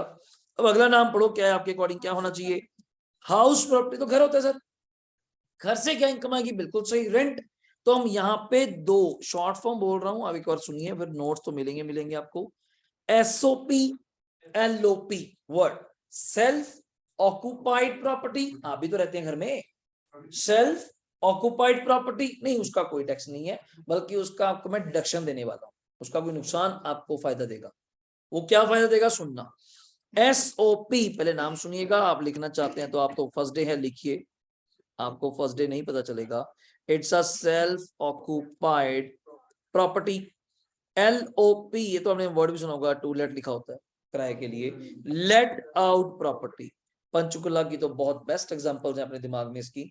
आप आजकल देखते हैं 3-3 फ्लोर्स हैं, 4-4 फ्लोर्स हैं, एक पे ऑनर रहता है, बाकी 3 रेंट पे। सबसे बेस्ट है, ठीक है ना वो। तो सेल्फ ऑक्युपाइड में बच्चा कहता है सर जहां हम रहते हैं सरकार उसको भी दिक्कत है क्या? नहीं, सरकार कहती आप जिस घर में रहते हैं उस घर को बनाने के लिए शायद आपने लोन लिया हो। मैं कह सर ऑब्वियसली, पैसा तो आजकल लोन तो सबके चल रहे हैं, होम लोन, तो उस होम लोन पे आप इंटरेस्ट भी देते होंगे। मैं कह हाँ जी, उस इंटरेस्ट की हम आपको क्या देंगे, एक वर्ड है यहाँ पे नया, डिडक्शन। कभी सुना हो आपने वर्ड? इनकम टैक्स में 2 वर्ड्स होते हैं, एग्जम्पशन और डिडक्शन। दोनों में अंतर बताऊंगा, बहुत बड़ा डिफरेंस है। एग्जम्पशन एग्जम्प्ट से बना, एग्जम्प्ट एग्जम्प्ट समझते हैं, माफ, हाँ, उस पर टैक्स ही नहीं, उस पर टैक्स ही नहीं। डिडक्शन टैक्स है पर कुछ रुपए हम वहां से डिडक्ट कर रहे हैं अगर आप कोई कंडीशन लाई करते हैं, अगर आप उस केस में कवर होते हैं। ये नहीं हर बंदे को, एग्जम्पशन इज फॉर ऑल, ये नहीं गरीब है अमीर है छोटा है बड़ा है, एग्जम्पशन इज फॉर ऑल। अगर बोल दिया एग्जम्प्ट तो एग्जम्प्ट। जैसे हिंदुस्तान में बोलते हैं एग्रीकल्चर इनकम एग्जम्प्ट, सुना होगा आपने, एग्रीकल्चर इनकम। इंडिया में आपने सोचा एग्रीकल्चर इनकम, पैसे ज्यादा थे, जमीन ले ली कनाडा, वहां लेके बाग बुग से बना दिए, अच्छे के पल उगाए, वहां बेचने शुरू कर दिए, वो एग्जम्प्ट नहीं है, इट्स टैक्सेबल। एग्रीकल्चर लैंड कहाँ होनी चाहिए? इंडिया, हाँ ना, पाकिस्तान, ये वहां चले जाओ, साथी थे चले गए, तो इंडिया होनी चाहिए। तो पता नहीं लगता लोगों को, तो बार बार बोलते हैं हम लोग कुछ कंडीशंस हैं। हाँ, ये नहीं कहा कि रूरल और अर्बन, सुना है, शहरी जमीन और गांव की। अब गांव की तो वैसे वहां तो हमने और ही लेवल कर दिया। अर्बन पंचकुला के साथ तो 10-10 करोड़ रुपए का किला है, कौन सा एक एक 10 लाख की चीज है, 20 लाख की चीज है। तो वहां पे भी आप खेती कर रहे हैं, घबराइए नहीं, खेती से जो भी इनकम आपको आनी है, वीट से, पल्सेस से, वेजिटेबल से, फ्रूट से, जो बेसिक प्राइमरी बेचकर आप ऐसा कमाते हैं, उस पे कोई इनकम टैक्स नहीं है। अब आम किसी जिम्मेदार को कैसे समझाएं, बेचारे नहीं समझ पाते। आपके 40-50 एकड़ जमीन है, आपने वो वीट बेचा, नॉर्मली कमीशन एजेंट, आड़तिया बोलते हैं, कभी नाम सुना आपने मंडियों में, कमीशन एजेंट जो ब्रोकर होते हैं गवर्नमेंट के बीच में, आपके बीच में, उसके उन्होंने, आपने उसको बेचना, उसने आगे गवर्नमेंट को, ये रूट चैनल है, ठीक है। तो आपको मान लीजिए पेमेंट आ गई युवराज 10 लाख रुपए, मान लो आपने उस 10 लाख का क्या किया, बैंक में डाल दिए, कॉमन है, और कहाँ रखेंगे, घर में क्यों रखेंगे। उस 10 लाख पे आपको क्या मिलना स्टार्ट हो गया, ब्याज। ब्याज लगेगा तो एक वर्ड होता है, कभी सुना हुआ आपने, TDS, tax deducted at source, सुना हुआ, बिल्कुल प्रैक्टिकल कहानी बताता हूँ। मान लो सरदार जहां एडवेंचर में था, वहां पे सरदार जी ने, जिम्मेदार बंदे ने उस 10 लाख की क्या करा दी, मान लो FD, FD सुनी हुई है, फिक्स डिपॉजिट करा दी, FD करा दी, डन हो गया। उस FD पे कॉमन सेंस की बात करते हैं, आज का 6% रेट मान लेते हैं, चलो 6 या 7, 10 लाख का 6%, 60,000 मिल गया ब्याज। साल बाद वो जिम्मेदार भाई साहब बैंक चले गए पैसा लेने के लिए कि हाँ जी मेरी FD थी, उस पे ब्याज था 6%। मैं कहा हाँ जी बिल्कुल था। कितना ब्याज मिलना चाहिए 10 लाख का, 6%, 60, एक्सेप्ट कुछ क्यूमुलेटिव लगा के। बट जब वो बैंक में गया उसको मिला 54। लड़ने वाला काम होगा भी अनपढ़ बंदे के लिए, तो मेरे जैसे बंदे के लिए पता ना हो ये क्या भाई, मैं इतना तो अनपढ़ मैं भी नहीं, 10 लाख का तूने बताया 6% रेट है, कितना बनता है 60,000, और खाते में मैसेज आ रहा है your account will be credited bye 54। तो कारण क्यों, वो मुझे कहता जी TDS कट गया 10%। आप तो अनपढ़ आदमी सोच के देखिए, बिल्कुल मैं कहूँ साले तेरे दिमाग में फर्क है, तो टैक्स है नहीं, ये क्या TDS क्या चीज है ये, मगर टैक्स कट गया। दादा आपने तो कहा था खेती बाड़ी इनकम माफ है। मैं कहा sir this is not a खेती बाड़ी income, this is a second generation income. First generation क्या थी, खेती बाड़ी, 10 लाख कमाए, टैक्स लिया नहीं, अब 10 लाख को कहाँ रखा, बैंक में, FD में। अब FD पे ब्याज, सरकार का नया लॉ क्या है, अगर 40,000 से, अभी लिमिट है देखो, ऐसे नहीं डिटेल्स काटेंगे हर चीज के ऊपर, 1 लाख के FD के ऊपर क्या काटेंगे, बेचारे को 6,000 तो मिलना है, उधर से आप उसे ले जाओ, गरीब हो गया बेचारा। तो हमने हर बंदे को तंग नहीं किया, लिमिट डिसाइड करी, अगर FD पे पूरे साल में क्यूमुलेटिव एक बैंक से, मुझे बाकी बैंक का नहीं पता ना, आप 4 बैंकों में FD कराइए मुझे कोई दिक्कत नहीं, पर एक बैंक में अगर आपकी 4 FD हैं तो सारी क्या करी जाएंगी, क्लब, क्यूमुलेटिव। क्यूमुलेटिव करके अगर 40,000 से ज्यादा इंटरेस्ट मिलेगा तो वहां बैंक की ड्यूटी है आपको इंटरेस्ट देते वक्त TDS काट के इंटरेस्ट दिया जाएगा, और रेट है 10%। अगर पैन है, पैन जानते हो, permanent account number, 10 digit account number होता है, 10 डिजिट आपको पता होना चाहिए, उसमें आपका लेटर भी होते हैं अगर आपके नाम को, तो आपका स्टेटस आपको बताऊंगा, और आपके सरनेम का लास्ट वर्ड। जैसे मैं अपने अगर पैन की बात करूं, PDWPG307R, ये मेरा पैन नंबर है, ठीक हो गया। अब इसमें खास बात ये है, PG किसी भी घर जाके माता पिता किसी का भी चेक करना कि पैन कार्ड दो, और कहे हैं आगे तो ATM कार्ड मांगता है, पैन कार्ड मांग रहे हैं, आज ऐसा क्या हो गया, कहता 2010 चल दिखाता हूँ, बैठो क्या बैठो। तो P का मतलब है प्रोप्राइटर, सोल ट्रेड। मैं सोल ट्रेड हूँ, मैं अपने रिटर्न खुद, मतलब मैं किसी फर्म में पार्टनर हूँ, उसमें हमारी फर्म का हर बंदे का पैन नंबर अलग होता है। बताऊंगा कितने तरह के लोग हैं इनकम टैक्स में, मैंने सोचा। G for Goyal, G for Goyal. अगर आप जिंदल हैं तो किसी का चेक करिएगा, यहाँ J होगा 5th लेटर। किसी का यहाँ पे घर जाके पता चला F है, पैसे कम मिलेगा, फॉर्म। C कंपनी, ये अलग अलग है, पर मोस्टली P मिलने वाला है, बिकॉज आपके माता पिता के पास जो पैन कार्ड होगा वो आपका होगा, मतलब उनका होगा। फर्म का तो हम कहीं रखते नहीं ना, जेब में लगे होंगे। जैसे मेरी फर्म भी है दीपक आर गोयल एंड एसोसिएट्स, ये फर्म है, इसका पैन नंबर मुझे याद नहीं, इसका होगा तो उसमें P की जगह क्या वर्ड होगा, F। हम दूर से पहचान जाते हैं कि क्लाइंट आता है बैठता है कि मैंने टैक्स भराना है, पैन नंबर बताइए। मैं आपकी तो फर्म है, कहता नहीं जी सोल ट्रेड है, तो क्या समझाए बंदे को, मुझे छोटे में तुझे बोलने की जरूरत नहीं, तेरा कौन बोल रहा है, पैन। पैन कार्ड खुद बोल रहा है कि लास्ट के 2 डिजिट में से क्या P और G, P प्रोप्राइटर। अब मैं किसी को देख के कहूंगी, कहूंगे बड़ा जादूगर है, ऐसी पहचान लेता है, मैं आपको सोल ट्रेड होंगे, आप कहता है तुझे कैसे पता है, बस कृपा है भगवान की, करते हैं थोड़ा बहुत काम, सुबह शाम पढ़ते हैं मुताबिक तुम्हें, कहता ठीक है। और मेरी बात सुन, तेरा सर ने जी से स्टार्ट, तो देख घर के गोयल है बाबा जी, कुछ तो होगी कृपा, कुछ वो आपका पैन नंबर बता रहा है। जिसका सरनेम नहीं, जैसे मेरे मिसिस सिर्फ अंकिता लिखते हैं, वो लड़कियों के नाम पे पीछे मोस्टली कहीं नहीं लगाते, तो उनका ये 5th जो वर्ड है वो अंकिता है, ए। प्रोप्राइटर तो है ही, PA होगा उनका, PA प्रोप्राइटर अंकिता। धीरज सर के ये दोनों वर्ड सेम मिलने वाले हैं, PG प्रोप्राइटर गोयल। मेरे फादर साहब का सेम मिलने वाला है, PG। आप कहोगे तो BA भी नंबर लिया आपने, नहीं। तो सबके लिए proprietor and Goyal, proprietor and Garg. मेरे इन लॉज में मेरे फादर इन लॉ का रशपाल गर्ग नाम है, गर्ग हो गया G, प्रोप्राइटर वो है ही है तो PG उनका भी मिलेगा। ये 2 वर्ड्स कौन मिलेंगे, मतलब इतनी ज्यादा डीप डिस्कशन आपको बताना, क्योंकि आपको चीजें कुछ प्रैक्टिकल लाइफ की पता चले, यहाँ चल क्या रहा है, क्यों नाम अप्लाई होता है। तभी हम जब फॉर्म भराते हैं तो पहले पूछते हैं जी सर ने, तो यहाँ जरूर लिखाया जाएगा, अब वही नाम आपके वहां लिख कर आएगा। कोई सिंह है तो SPS प्रोप्राइटर सिंह, जो भी। कई सिंगल नेम बरतते हैं, कुमार वगैरह बरतते हैं तो K आ जाएगा, मान लीजिए अगर ऐसा है, गुप्ता तो G, जैसा आप रखते हैं। तो ये बात आई कि SOP में तो कभी इनकम होगी नहीं, ज्यादा हम खुद रहते हैं भाई, उसमें कैसे इनकम होगी, तो उसमें तो लॉस ही हो सकता है। मैं आपको जब क्वेश्चन कराऊंगा, समरीज तैयार करवाऊंगा, पेपर में इतने ज्यादा कॉन्फिडेंट होकर बैठेंगे। भी बीकॉम का पेपर था 11 जनवरी को टैक्स का, मुझे समरी क्लास रखी, मैं क्या बिल्कुल कन्फाइंड हो जाइए, पेपर बिल्कुल सही जाएगा। क्यों, अगर आप थोड़ा प्रैक्टिकली सोचते हैं, हाउस प्रॉपर्टी में है क्या, 2 घर है, SOP है, LOP, वो आगे चैप्टर बात करेगा बहुत ज्यादा, तो नहीं मिल रही। SOP में क्या, सेल्फ ऑक्युपाइड, सेल्फ ऑक्युपाइड जहां आप रहते हैं वहां क्या होगा, वहां तो क्वेश्चन खाली होगा, या फिर क्या होगा, लॉस होगा। सर लॉस क्यों आएगा घर में, एक कारण है, अगर आपने उसके लिए क्या बनाने के लिए लोन लिया होगा, लोन पे आप क्या पे करते हैं, इंटरेस्ट, तो इस इंटरेस्ट की आपको क्या मिलेगी, डिडक्शन। मैं नेगेटिव का साइन दे रहा हूं, मतलब आउटफ्लो, समझते हैं, कैश फ्लो है, हम नेगेटिव साइन बोलते हैं उसको।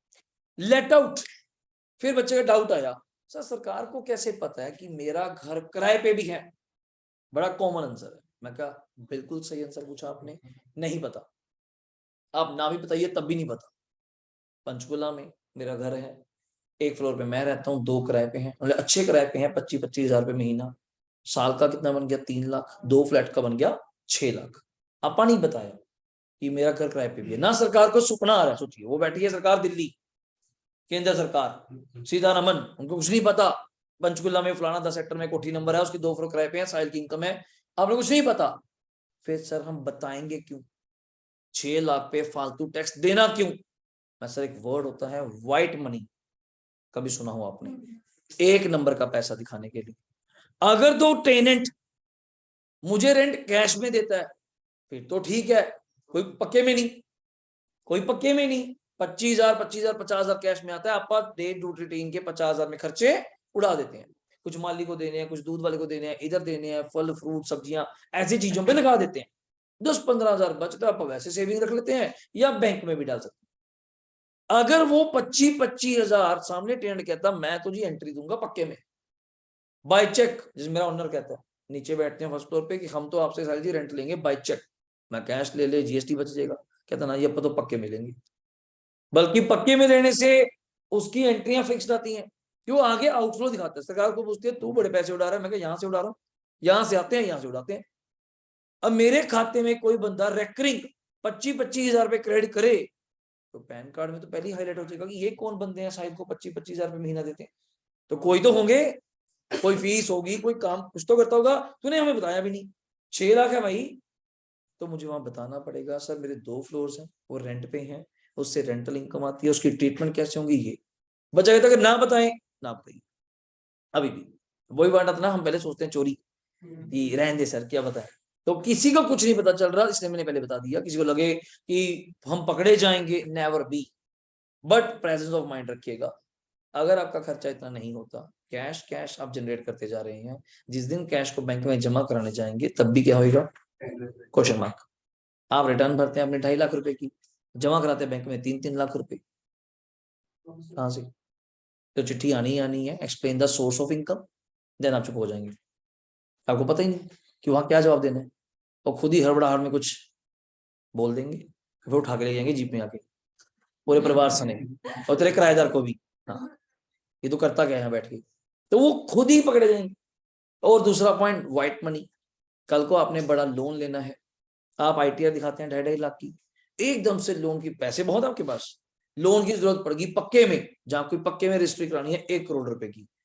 अब मेरे पास 1 करोड़ रुपए पक्के में कहाँ है, खाते में तो मैं घर पे पड़े 3-4 करोड़ घर पे पड़े हैं, पर वो थोड़ा लेके जाऊंगा, रजिस्ट्री तो पक्की में होनी है तहसीलदार के आगे, तो वहां मुझे लेना पड़ा लोन।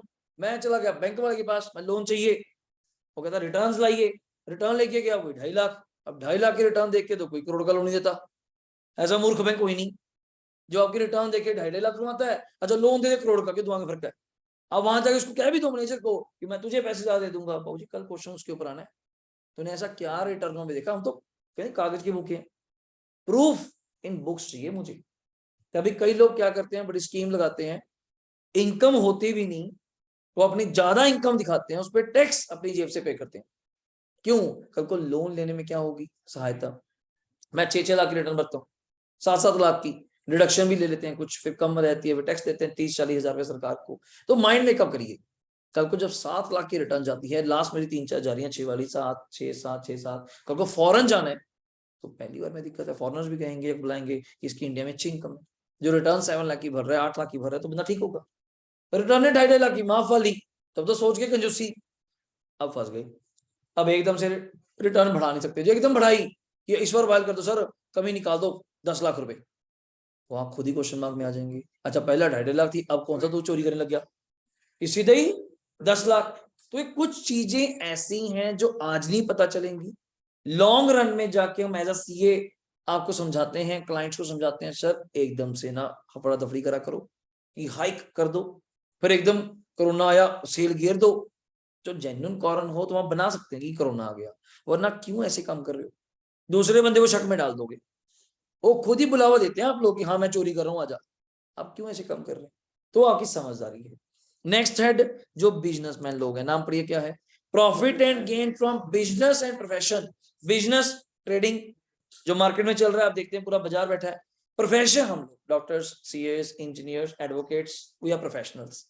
और आपको पता होना चाहिए अपना ट्रेडिंग पी&एल नहीं बनता, अपना क्या बनता है, ट्रायल भी नहीं बनता, रिसीट एंड पेमेंट अकाउंट अपना क्या बनता है, आरपी, रिसीट एंड पेमेंट। मेरा कौन सा ओपनिंग स्टॉक है, ये क्लोजिंग स्टॉक है, रिसीट एंड पेमेंट कहां कहां से पैसा आया, कहां कहां फीस वगैरह, चैम्बर वगैरह, ऑफिस के रेंट वगैरह दिए, और नेट कैश कुछ क्या बचा, उसी से अपन इनकम एक्सपेंडिचर वगैरह पी&एल वगैरह तैयार करते हैं, और कुछ नहीं होता।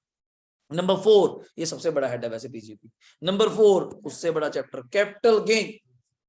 अब आप समझे थोड़ी बात को, यहाँ 2 तरह की बातें चलेंगी, गेन मतलब लॉस भी है, इधर से बजाय आप गेन की बात कर रहे हैं सर, अच्छी है पॉजिटिव एग्जम्पशन है, और लॉस तो हो ही जाता है, बंदा लॉस थोड़ा कमाता है। मैं क्या यार इस बार तो वो पेपर दिए बस सोच रहे हैं शायद फेल हो जाए, सारा लोग तो सोचते हैं पास हो जाए, तो सोचते फेल होने के लिए सोचना थोड़ा पड़ता है, ऑटोमेटिक बचता है। अपने फेल हो जाएंगे या पास होने की सोचिए, फेल तो वो कर ही देंगे साइंस। नहीं, लोग ऐसा सोचते हैं जी, लोग ऐसा सोचते हैं ना कि क्या आप सोच के चल रही हैं। तो कैपिटल की बचत है सर, आपने हर जगह प्रॉफिट की बात करी, कहीं लॉस की बात नहीं करी।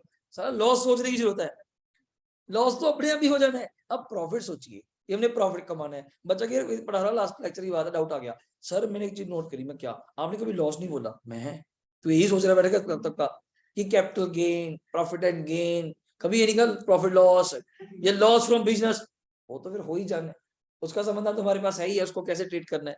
तो कैपिटल गेन में हमने दो बातें करी, LTCG, बिल्कुल जी, STCG, long term capital gain, short term capital gain, loss including the gain. मैं फिर बोल रहा हूं, loss is a part of gain. बच्चे का डाउट आया, थोड़ा आप दिमाग चलाइए, ये किस तरह से सोचते होंगे कि ये लॉन्ग टर्म है शॉर्ट टर्म है। सर अकॉर्डिंग टू द, मेरे अकॉर्डिंग टू टाइम टेन्योर, कि बेचना कैपिटल गेन में क्या है, थोड़ा वर्ड डिफाइन कर दूं आपके लिए, capital asset, what is the capital asset. देखो लॉ पढ़ रहे हैं तो थोड़ा टेक्निकल तो होगा। First of all we decided what do you mean by capital asset, पूरा लॉ है, इसके ऊपर पूरी चर्चा करेंगे, अपन नोट्स में स्टार्ट हो जाएगा। पहले तो ये सीखिए what do you mean by capital asset. ये थोड़ा यार कुछ भी बेच के कमा लिया नहीं, what do you mean by क्या, the asset should be capital asset first of all. फिर हमने और डीप डिस्कशन करेंगे, द एसेट जो हमने बेचा should include in the definition of transfer. यहाँ वर्ड ट्रांसफर है, ट्रांसफर समझते हैं, बेचना। अब आप नहीं जानते हैं ट्रांसफर मतलब सेल, यहाँ ट्रांसफर के 6-7 पॉइंट्स हैं, ये करेंगे तो ये भी ट्रांसफर, ये करेंगे तो ये भी ट्रांसफर, रिलिंक्विशमेंट ऑफ राइट, राइट छोड़ेंगे तब भी ट्रांसफर, राइट पैदा होगा तब भी ट्रांसफर। अगर आपकी प्रॉपर्टी कंपल्सरी एक्वायर्ड हो जाए, जैसे गवर्नमेंट आपकी जमीन एक्वायर कर लेती है, यहाँ पे एयरपोर्ट बनेगा, यहाँ पे रोड्स निकलेंगी, हमने तो नहीं बेचा, गवर्नमेंट आई, ये हमें बेचना पड़ेगा सर, ये आपको बेचना पड़ेगा। यहाँ से रोड निकलना है, हाईवे निकलना है, प्लीज आप केस लड़िए, आपकी इच्छा है, पर यहाँ एयरपोर्ट बनना है, डिसाइड ये हुआ, जमीन आपकी यूज करेंगे, आप कहीं और जमीन ले लीजिए, पैसे मिलेंगे, फ्री में नहीं कर रहे, तो वो भी ट्रांसफर है। तो बहुत टेक्निकल मीनिंग है, चैप्टर बड़े वाइड है, और यही सीए इंटर, यही सीए फाइनल लेवल पे आपको मजा आ जाएगा। ये सर उतना ही लेवल है, टेक्स्ट को चेंज हो जाएगा। अब जो लॉ आपने पढ़ लिया कॉन्ट्रैक्टर तो वही है, ये थोड़ा कि अब इंटर में आगे उसको भूल जाओ, नया लिख रहे हैं, वो तो बेसिक्स तो वही है सर, हमारा बेस वही है। तो ये बेस और मैं फाइनल सेम रखता हूँ आपके लिए, बट कराते उतने लेवल का जो इंटर लेवल कवर करे, ज्यादा ऊपर की बात करने का फायदा नहीं। तो long term short term decide करेंगे अकॉर्डिंग टू टेन्योर। जैसे शेयर्स के केस में मोस्टली हमने लाइफ क्या रखी, 1 ईयर्स। लिस्टेड इनलिस्टेड नाम सुना हुआ, कुछ शेयर्स होते हैं लिस्टेड स्टॉक एक्सचेंज में, कुछ होते हैं अनलिस्टेड जो रिकॉग्नाइज स्टॉक एक्सचेंज में लिस्टेड। ये सब मैं बता के चलूंगा, आपने नहीं सोचना कैसे लिस्टेड होगा कैसे नहीं होगा, नहीं हमारा काम है। देखो इतना डीप नहीं जाएंगे हम लोग, ये बता के जाएंगे फलाना फलाना शेयर्स बेचे ब्रैकेट में लिस्टेड, फलाना फलाना शेयर्स खरीदे ब्रैकेट में अनलिस्टेड। तो आप तभी से माइंड मेकअप कर लेंगे, इसकी लाइफ 1 साल है, इसकी लाइफ 2 साल। इमूवेबल प्रॉपर्टी, इमूवेबल में क्या गया, दो चीजें mostly, land and building, only land also, खाली प्लॉट, खाली प्लॉट, लैंड एंड बिल्डिंग। तो उसकी लाइफ हमने मानी कि रखी 2 साल। 2 साल या 2 साल से कम अगर आपका होल्डिंग पीरियड है तो इट्स अ शॉर्ट टर्म, 2 साल रखकर बेचते हैं तो इट्स अ लॉन्ग टर्म। जैसे मैं एग्जांपल दूं, आपके घर जहाँ पे आप रहते हैं, आई थिंक सो 2 साल से ज्यादा आपको हो गए होंगे, वहां पे 3-4 साल हो गए होंगे जहाँ रहते हो। जैसे मैं एग्जाम्पल लूँ, ज्यादा दूर ना जाऊं, 1 जुलाई 20 की रजिस्ट्री है मेरे फ्लैट की इंपीरियल गार्डन में, 1 जुलाई 20 से 21 से 22 तो हो गई, 2 साल तो हो गए। अगर कल को उस फ्लैट को मैं बेचूं, जो भी पैसे आए वहां जाने जो भी आए, it's a long term capital gain. तो ये पॉइंट है, लाइफ हर जगह, और लास्ट लाइफ रखी कई जगह पे 3 साल, मतलब 1 2 3 वेरी करती है, कोई एसेट इधर, कोई इधर, कोई लिस्टेड है इधर, कोई इन्वेस्टेड है इधर, मतलब काफी चीजें अच्छी, बट करेक्ट बना दिया हमने। पहले 2 को मनी हमने डिवाइड करा, तीसरे को तो बोल दिया अदर, अदर जो बच गया सब कहाँ पे। जैसे एग्जांपल देता हूँ, ज्वेलरी एग्जांपल देता हूँ एक बार, ज्वेलरी हमने 3 साल में रख दिया, मैं या तू 3 में चल, अपने माता पिता के पास, घर वालों के पास कोई ज्वेलरी है 3 साल पुरानी है, तो उसको आप अगर बेचेंगे, उस पर जो भी गेन होगा तो इट्स अ लॉन्ग टर्म या शॉर्ट टर्म। अब मैं जब कड़े की बात करूं तो मुझे अभी 2-2.5 साल हुए हैं, गोल्ड का है, कल को बेच के जो भी कमाऊंगा इट्स अ शॉर्ट टर्म। जब 3 साल हो जाएंगे मुझे 2023 के एंड तक जाते जाते, उसको जो बेचूंगा वही लॉन्ग टर्म बन जाएगा। सर कहते हैं, बच्चा फिर पूछता है इतनी बात करने के बाद, सर इतना डीप आप बता रहे हैं, कोई फर्क होता होगा फिर तो लॉन्ग टर्म शॉर्ट टर्म का? मैं कहा हाँ जी फर्क है। सो फर्क क्या होता होगा? In the rate of tax, in the rate of tax. Long term पे फ्लैट रेट, अब पढ़ेंगे, बहुत डीपली पढ़ेंगे, मजेदार। तो बेसिक इंट्रो है, it's a 20% flat, flat 20, irrespective of any slab rate. Jewellery थी 2 लाख की, बेची 4 लाख की, 2 लाख कमाए, 2 लाख का 20%, 40%, 40,000 इज द टैक्स। तो कुछ तो फर्क है, तभी तो इतनी लड़ाई कर रहे हैं। फिर तो सोच क्यों रहे हैं? फिर अब इतना क्यों सोच रहे हैं? हाँ भाई तू लॉन्ग टर्म है, एक एक दिन का फर्क देखेंगे। हाँ भाई तू शॉर्ट टर्म है, तू एक दिन से रह गया, तू शॉर्ट टर्म बन गया, चलो कुछ कारण होगा। तो शेयर लिस्टेड है, तो शेयर अनलिस्टेड है, वरना इतना क्यों बोलेंगे आप? और सरकार ने जाते जाते लास्ट में एंडी कर दिया क्या? इनकम फ्रॉम, मतलब कोई नहीं छोड़ा। अब आपके दिमाग में कोई बंदा बच रहा हो, किसी तरह का बच रहा हो कि भाई सैलरी ना जी, मैं आज सैलरी में नहीं हूँ, हाउस प्रॉपर्टी मेरा घर किराए पे नहीं है, कैपिटल गेन मैंने कोई प्रॉपर्टी नहीं बेची, थोड़ी लॉयल चीज होगी ना, जो अमीर लोग हैं वही बेचेंगे, होगा कुछ है ही नहीं तो बेचेंगे क्या? ठीक हो गया।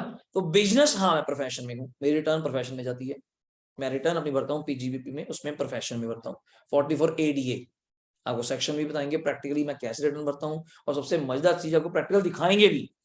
ये मजेदार चीज तो ये है, हाँ थोड़ी फिगर्स को हाँ ब्लर करके फिगर्स ही दिखाई जाएंगी, हेड दिखाया जाएगा कि कौन सा हेड है, क्या है, कैसे नहीं है। तो बंदे वैसे ही ले लेते, अच्छा इनकम है तो वो नहीं चाहेंगे। तो last is the other source, last other source. आपके दिमाग में कोई इनकम बच गई जिसको कहते हो जी बस पैसा कमाते हैं पता नहीं कहां से, तो इधर आ जा। मैं सरकार ने कोई नहीं छोड़ा, मतलब लूप होल देखो। कोई आपको जी लॉटरी आ जा, डिविडेंड इधर, इंटरेस्ट ऑन डिवेंचर इधर, एफडी पे ब्याज इधर, क्रॉसवर्ड पजल गेमिंग, मगर आईपीएल खेलते हैं आजा जा बैठ, सब आ जाओ, कोई नहीं छोड़ना, आ जा। तो बड़े प्लानिंग से आपको बताऊंगा कि बहुत चीजें रखी गई यहाँ पे। मोस्ट लोग आप करते ही हैं, साइड बाय साइड इन्वेस्टमेंट कर दिया शेयर्स में, डिविडेंड आ गया तो अदर सोर्स। मैं कहा मैंने तो कमाया नहीं, दिया तो उन्होंने, और तेरे खाते में ही आया है तो इनकम है। डिवेंचर पे इंटरेस्ट, ठीक है। हाँ tax rate is the different for the winning from lottery, card games, puzzles, जिसको हम कहते हैं कैजुअल इनकम, इनके लिए फ्लैट 30% टैक्स है कैजुअल इनकम पे। शायद मैंने पहले भी कई बार बात करी है आपसे, जैसे कौन बनेगा करोड़पति में, 2 करोड़ जीते, मोस्टली प्लेयर्स को भी आईपीएल में टाइम पे, खेल के टाइम पे कुछ गिफ्ट्स मिल जाते हैं, कार कूर वगैरह मोस्टली खड़ा रखे होते हैं, उन्हें ये कार मिलेगी। तो उस कार का रेट तो हमें पता ही होता है, इट्स 10 लाख। तो 10 लाख का 30% इट्स 3 लाख। 3 लाख आपसे टीडीएस के नाम पे लिया जाएगा, देन आपको गिफ्ट रियलाइज किया जाएगा। अगर कैश प्राइस है फिर तो कार्ड की मिलेंगे, अब गाड़ी में थोड़ा टायर निकालेंगे, विराट कोहली के पैसे तो है नहीं, वो टायर निकालो इसके, या सीट उखाड़ लो पिछली, ये तो नहीं करेंगे वो तो गलत हो जाएगा।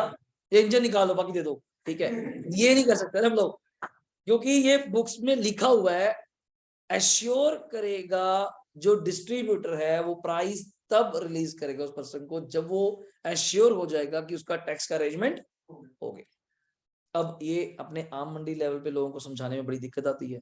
हमारे किसी गेस्ट को बुलेट निकल आया, गांव में कबड्डी कबड्डी के कप होते रहते हैं, उसको बुलेट निकल आया, उस बेचारे को समझ ही नहीं आ पा रहा। पुरानी बात है, जब 1 लाख का बुलेट था स्टैंडर्ड, उसको उन्होंने कहा जी आपको 30,000 पे टैक्स देना पड़ेगा तो आपको बुलेट मिल जाएगा। वो बेचारा सोची जा रहा है, तो मैं जीता, वो तो उसी नशे में कि मैं तो जीत के आया, ऊपर से साले मुझे कह रहे हैं 30,000 तू दे। वो ये नहीं समझ पा रहा कि अगर यही कैश प्राइस होता, बुलेट ना होता, इन काइंड है ना गिफ्ट, अगर कैश होता मैं आपसे कहता ही ना, मैं आपको नेट गिफ्ट ही कितना पकड़ा था, 70,000 आपके हाथों में पकड़ा था, और बोल करके जीते 1 लाख है। अब लगता वो फिर लड़ता, बोर्ड देख 1 लाख का बोर्ड लगा हुआ है, तू 70 दे रहा है। ये अनपढ़ आदमी को भी पता है यार, उसको समझाएंगे sir this is the winnings, with the winnings, card games, puzzles, crossword puzzles, casual incomes, horse racing, कुछ भी जहां से आप पैसा जीते हैं, तो उस चीज के ऊपर 30% आपका टैक्स है। तो 30,000 हमने काट लिया, बल्कि ज्यादा ही लगता है, 4% सेस भी लगता है, तो कुल मिला के 31.2 बन जाता है। पर 30 की बात करते हैं अभी, तो टैक्स कट गया, 70,000 आपको मिल गया, वो तो कैश था, मिल गया। बुलेट में क्या काटेंगे, फिर टैंकी निकाल लेते हैं, या टायर निकालो, हैंडल छोड़ दो, हैंडल ले लो, वो तो चला साले इसको रोड के लेके जाओ, कैसे लेके जाओ, तो रखना ही पड़ेगा। फिर उसको जब समझाया कि 30,000 आपको देना पड़ेगा, और फिर कहीं मदर के ऑफिस में ही था पर्सन, उन्होंने फिर मुझसे बात कराई, देर से बात कराई कि टैक्स मैन से पूछ लो। मैं क्या सर वो देना ही पड़ेगा, अगर वो कैश होता आपको मिलता ही 70, वो बोर्ड 1 लाख का लगता है। आप लोग लॉटरीज डालते हैं, दिवाली बम्पर आता है 5 करोड़ का दिवाली बम्पर, और बिल्कुल सही फोटो है, 5 करोड़ का दिवाली बम्पर, रक्षा बम्पर, 26 जनवरी बम्पर। जब जीत जाएंगे आपको 5 करोड़ नहीं मिलने वाला, 5 करोड़ का 31.2 एक्चुअली, वो क्या कट जाएगा, टीडीएस, वैसे 30 कटेगा, 4% अलग से लगेगा, तो 1.5 करोड़ तो ऐसे ही हो गया। तो 3.5 करोड़ के करीब करीब आपके खाते में आना है, या आपको मिलना है। वो बंदा फिर वही मान लो बात दावा करने चले जाए, लड़ने लग जाए, फिर को लॉ पढ़ाया जाता है, या जिस भी उसका सीए एडवोकेट कुछ कोई बात मानता होगा कि प्रभु ये विनिंग फ्रॉम लॉटरीज है, इस पे 30% टीडीएस है, तो वो जाना ही जाना था। क्लियर है? तो ये पॉइंट है, आपके एंड पे कोई डाउट होता है? नेक्स्ट हेडिंग दीजिए, रिफंड भी, बिल्कुल सही कहा, बिल्कुल सही, टैक्स रिफंड भी हो जाता है। हाँ जी बोलिए बोलिए बोलिए। नहीं नहीं नहीं जी, उनका प्रोफेशन है वो, उनका प्रोफेशन है वो। जो क्रिकेटर्स हैं प्रॉपर प्रोफेशनल्स हैं वो लोग, जो आर्टिस्ट बोल दीजिए, सिंगर्स बोल दीजिए, एक्टर्स बोल दीजिए, प्रॉपर प्रोफेशनल्स है, not other source. Other source क्या आ गया सुन लीजिए, एक्टर ने एडवर्टीजमेंट करी, एक्टर ने एडवर्टीजमेंट करी, वो उसका प्रोफेशन नहीं है, वो उसका अदर सोर्स। मैं यहाँ बैठे बैठे कोई साइड एक्टिविटी कर दूं, किसी को प्रमोट करूं, किसी ब्रांड को प्रमोट करूं, वो मेरा प्रोफेशन नहीं है। मेरा प्रोफेशन है टीचिंग, आपको पढ़ाना। बाकी मैं इनकम कमाता हूँ, बैंक में पैसे रख के, एफडी आता है, ब्याज आता है, प्रॉपर्टी बेचता हूँ, सब हेडवाइज। क्रिकेटर्स को मैं कह रहा हूँ जो गिफ्ट मिलते हैं, और देखो नहीं वो गाड़ी खड़ा होती है, मैन ऑफ द मैच को ये मिलेगा, ये पैसे मिलेंगे, या कुछ भी। पॉइंट इज दैट, डाउट क्या आता है कि अगर तो कैश प्राइज है फिर तो ठीक है, वो काट के ही नेट हो जाता है। अगर इन काइंड है तो मेक श्योर दैट द सामने जो पर्सन है वो सेम अरेंजमेंट्स आपको करके देगा, कि अश्योर करेगा कि मैं इतने टैक्स आपको दे रहा हूँ, तो बाकी गिफ्ट मुझे रिलाइज कर दीजिए। जो इनका पॉइंट आ गया टीडीएस का, अगर टीडीएस कट भी गया, चलो 1 लाख की लॉटरी पे 30,000 फलाना फलाना फलाना हो गया, घबराने की बात नहीं। आप इसके बाद रिटर्न भरेंगे, रिटर्न में सरकार को बताएंगे मेरी इतनी इनकम है, मान लीजिए 350 और 1 लाख का गिफ्ट मिला, तो इट्स 450, ठीक है। जिसमें से आपको मैं बताने वाला हूँ स्लैब रेट 2.5 लाख माफ है, तो बाकी ऊपर का कितना बचा, 2 लाख। उस 2 लाख पे अगर मैं बोलता भी तो मेरा 5% कितना टैक्स बनता, 10,000। बट आपने कितना टीडीएस काट लिया, 30,000। कुछ छोटे मोटे खर्चे और जोड़ लो, सेस वगैरह, बाकी टैक्स करना मुझे क्या आ जाएगा, वापस रिफंड। वो रूट है, बट रूट है। जिसमें वो जिम्मेदार की बात करी, उस भाई साहब को 6,000 टीडीएस कट गया, वो तो घबरा गया। हमने उसको कहा बैठिए, आपका 60,000 ब्याज बनता था, 6 हमने काट के, हमने भी क्यों काटा, और लड़ने लग गया। मैं कहा सर हमारी ड्यूटी है, इनकम टैक्स डिपार्टमेंट ने गवर्नमेंट को, बैंक को रिस्पॉन्सिबल पर्सन बनाया, it's duty of to you, जब भी रियलाइज करे कोई इंटरेस्ट, टीडीएस काट के देना है। उससे थोड़ा पूछोगे 60,000 से 40,000 से ऊपर गया टीडीएस काट, उसको क्या पूछना है। हाँ बल्कि तो 20% पे काट, अगर उसने पैन नंबर नहीं दिया हुआ, पता होना चाहिए। रेट शुड बी डबल, 10% का डबल हो जाएगा 20, और वो चीज बता दूं उसका रिफंड भी नहीं आएगा अगर पैन नंबर ना। तभी बैंक वाले पहले क्या मांगते हैं, पैन नंबर दे दीजिए सर, अगर नहीं है तो अप्लाई कराइए फिर, अगर 18 वाले सी सीन है, वरना भी ज्वाइंट नॉमिनी बताइए मदर फादर का, उसके नाम पे करवाइए, टीडीएस उसके नाम पे कटेगा, सिंपल बात हो, वो डिफरेंट केस है। इनकम ऑफ माइनर अलग चीज हो जाती है। तो 6,000 कट गया मुझे, जबकि कशिश ब्याज क्या मिला था 54, पर इनकम है 60 दिखाऊंगा। मान लीजिए मेरी इनकम बनती थी 3 लाख, आपके लिए केस पे आते हैं, 3 लाख इनकम थी इंक्लूडिंग इंटरनल की। 3 लाख में आपको पता है 2.5 लाख तो माफी है, तो बचे कितने, 50,000 का 5% कितना बनता है, 2500, 4% और जोड़ लो इसका, 2500 का 3,000 मान लो, टीडीएस क्या कटा था 6, तो बल्कि 3 वापस आए। वो टाइम है 2-3 महीने तक रिफंड आता है, अगर 3 महीने से लेट हो जाए तो 0.5% का ब्याज भी मिलता उस 3,000 के ऊपर। Interest on income tax refund, interest on income tax refund. मतलब अगर आप थोड़ा थोड़ा अगर आज के लेक्चर में कैच कर पाए हो मेरी बातों को, लेवल बहुत बड़ा है, मतलब छोटा नहीं कहूंगा, काफी बड़ा है। और बड़े ध्यान से इसको हमें लेके चलना पड़ेगा, कोई मजाक नहीं चलेगा कि अपा सुन लिया तो सुन लिया, रह गया तो रह गया ना, फिर टॉपिक से बाहर है। और बातें इतनी बड़ी हैं, बाद में उसको रिकंसाइल करना, रीकैच करना कि क्यों करा, क्या सिस्टम है, वो हमें ज्यादातर फॉलो करना पड़ेगा। अब बहुत चंडीगढ़ तक दिक्कत आती है टैक्स में, क्या एक आपा पढ़ाते हैं बड़ा शॉर्ट, सबसे बड़ी बात है, बड़ा इजिली, नॉट एक आपको डरा के कि हाँ ये पढ़ लिया तो होना नहीं, बड़े इजीली आप खुद कहेंगे सर डे बाय डे, हाँ थोड़ा टाइम देना पड़ेगा आपको, मुझे हफ्ते 10 दिन के अंदर आपको पूरी हाथों में स्पीड आ जाएगी, या समझ गए, तो टैक्स पूरा ग्रिप में आ गया। हर चैप्टर को उठाते जाएंगे, उसकी बातें करेंगे। और सबसे अच्छी चीज अकाउंट्स की तरह नहीं है, सारे चैप्टर इंडिपेंडेंट है। सैलरी में तो सैलरी की बातें करेंगे, हाउस प्रॉपर्टी से मतलब ही नहीं, वरना यहाँ क्या होता है एडमिशन ही समझ आया रिटायरमेंट भी खत्म, ये नहीं है, ये नहीं है। हाउस प्रॉपर्टी की बात करूंगा तो किसी से मतलब ही नहीं आपका, पीजीपी में अपनी बातें, कैपिटल गेन में अपनी बातें, अदर सोर्स में अपनी बातें। अब वो एक हो गई, ये तो चीज तो अच्छी होगी सर, इंडिपेंडेंट नहीं है, यानी कि उसका लिंक ये नहीं आता तो आउट। बच्चा मेरे पास नहीं आके बैठे 10 दिन 20 दिन बाद आ जाए हाउस प्रॉपर्टी में आ जाए, 10 दिन बाद आ जाए पीजीपी में आ जाए, कैपिटल गेन में मुझे कोई एक क्लू मिल जाएगा बिठाने के लिए, और पीछे से वो बैकअप कवर करता जाता है। रेजिडेंशियल सेक्टर तो पढ़ेंगे अपन, पहला चैप्टर का नाम है स्कोप ऑफ इनकम बेसिक्स। अभी बेसिक की तो बात ही नहीं करी। एक वर्ड आपके पास लेंगे यहाँ पे, कभी आप सुनिएगा प्रीवियस ईयर, कभी वर्ड सुना है? एक होता है असेसमेंट ईयर, कौन सा? असेसमेंट। एक्चुअली ये इनकम टैक्स के वर्ड्स हैं, इसलिए मैंने आपसे पूछा, ऐसे तो मुझे भी पता था ये प्रीवियस ईयर है, पिछला साल है। Previous year assessment year means that income tax एक ऐसा टैक्स है जो आप हमेशा अगले साल पे करते हो। दोबारा, इसकी एक्सेप्शन भी है कुछ। इनकम टैक्स एक ऐसा टैक्स है जो आप हमेशा कब पे करते हो? अगले साल, not on the same year. जैसे मैं एक एग्जांपल देता हूं अभी के लिए, अभी कौन सा फाइनेंशियल ईयर चल रहा है? 22-23 चल रहा है। अभी कौन सा चल रहा है? तो मींस दैट 22-23 में आपने किस साल का टैक्स पे किया होगा? जल्दी बोलना। 21-22 ये आपको पता होना चाहिए। और असेसमेंट ईयर कौन सा चल रहा है? 22-23 ये है, ये पता होना चाहिए। एक साल पीछे चलता है। तो सरकार कहती है 21-22 में पैसा कमाओ आराम से, बिन चिंता के, आराम से कमाओ, बस कमाओ, सोचो ना कि कहाँ करना है, क्या करना है, क्या करना है, कमाओ 31 मार्च तक, 31 मार्च 22 तक। फिर मैं आपको टाइम दूंगा, अलग अलग टाइम है हर बंदे के लिए। हमारे लिए सोल ट्रेड वालों के लिए ड्यू डेट है 31 जुलाई। कितनी?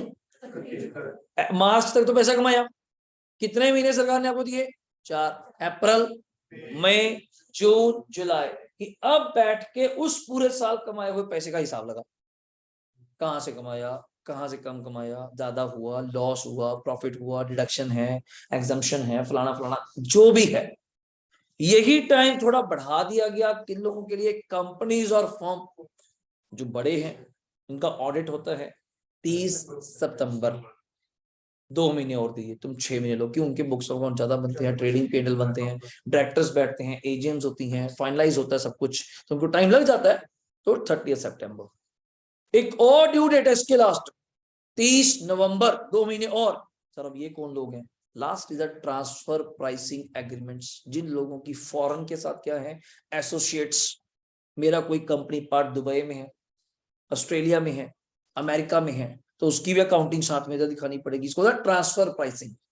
अगर मेरा वहां पर उस कंपनी में 25% से ज्यादा का क्या है? एसोसिएट, ज्वाइंट वेंचर अगर उनके साथ है, तो उनकी कुछ सिस्टम वेटिंग करके इधर भी इंडियन गवर्नमेंट को बताना पड़ेगा। तो 3 ड्यू डेट्स होती हैं।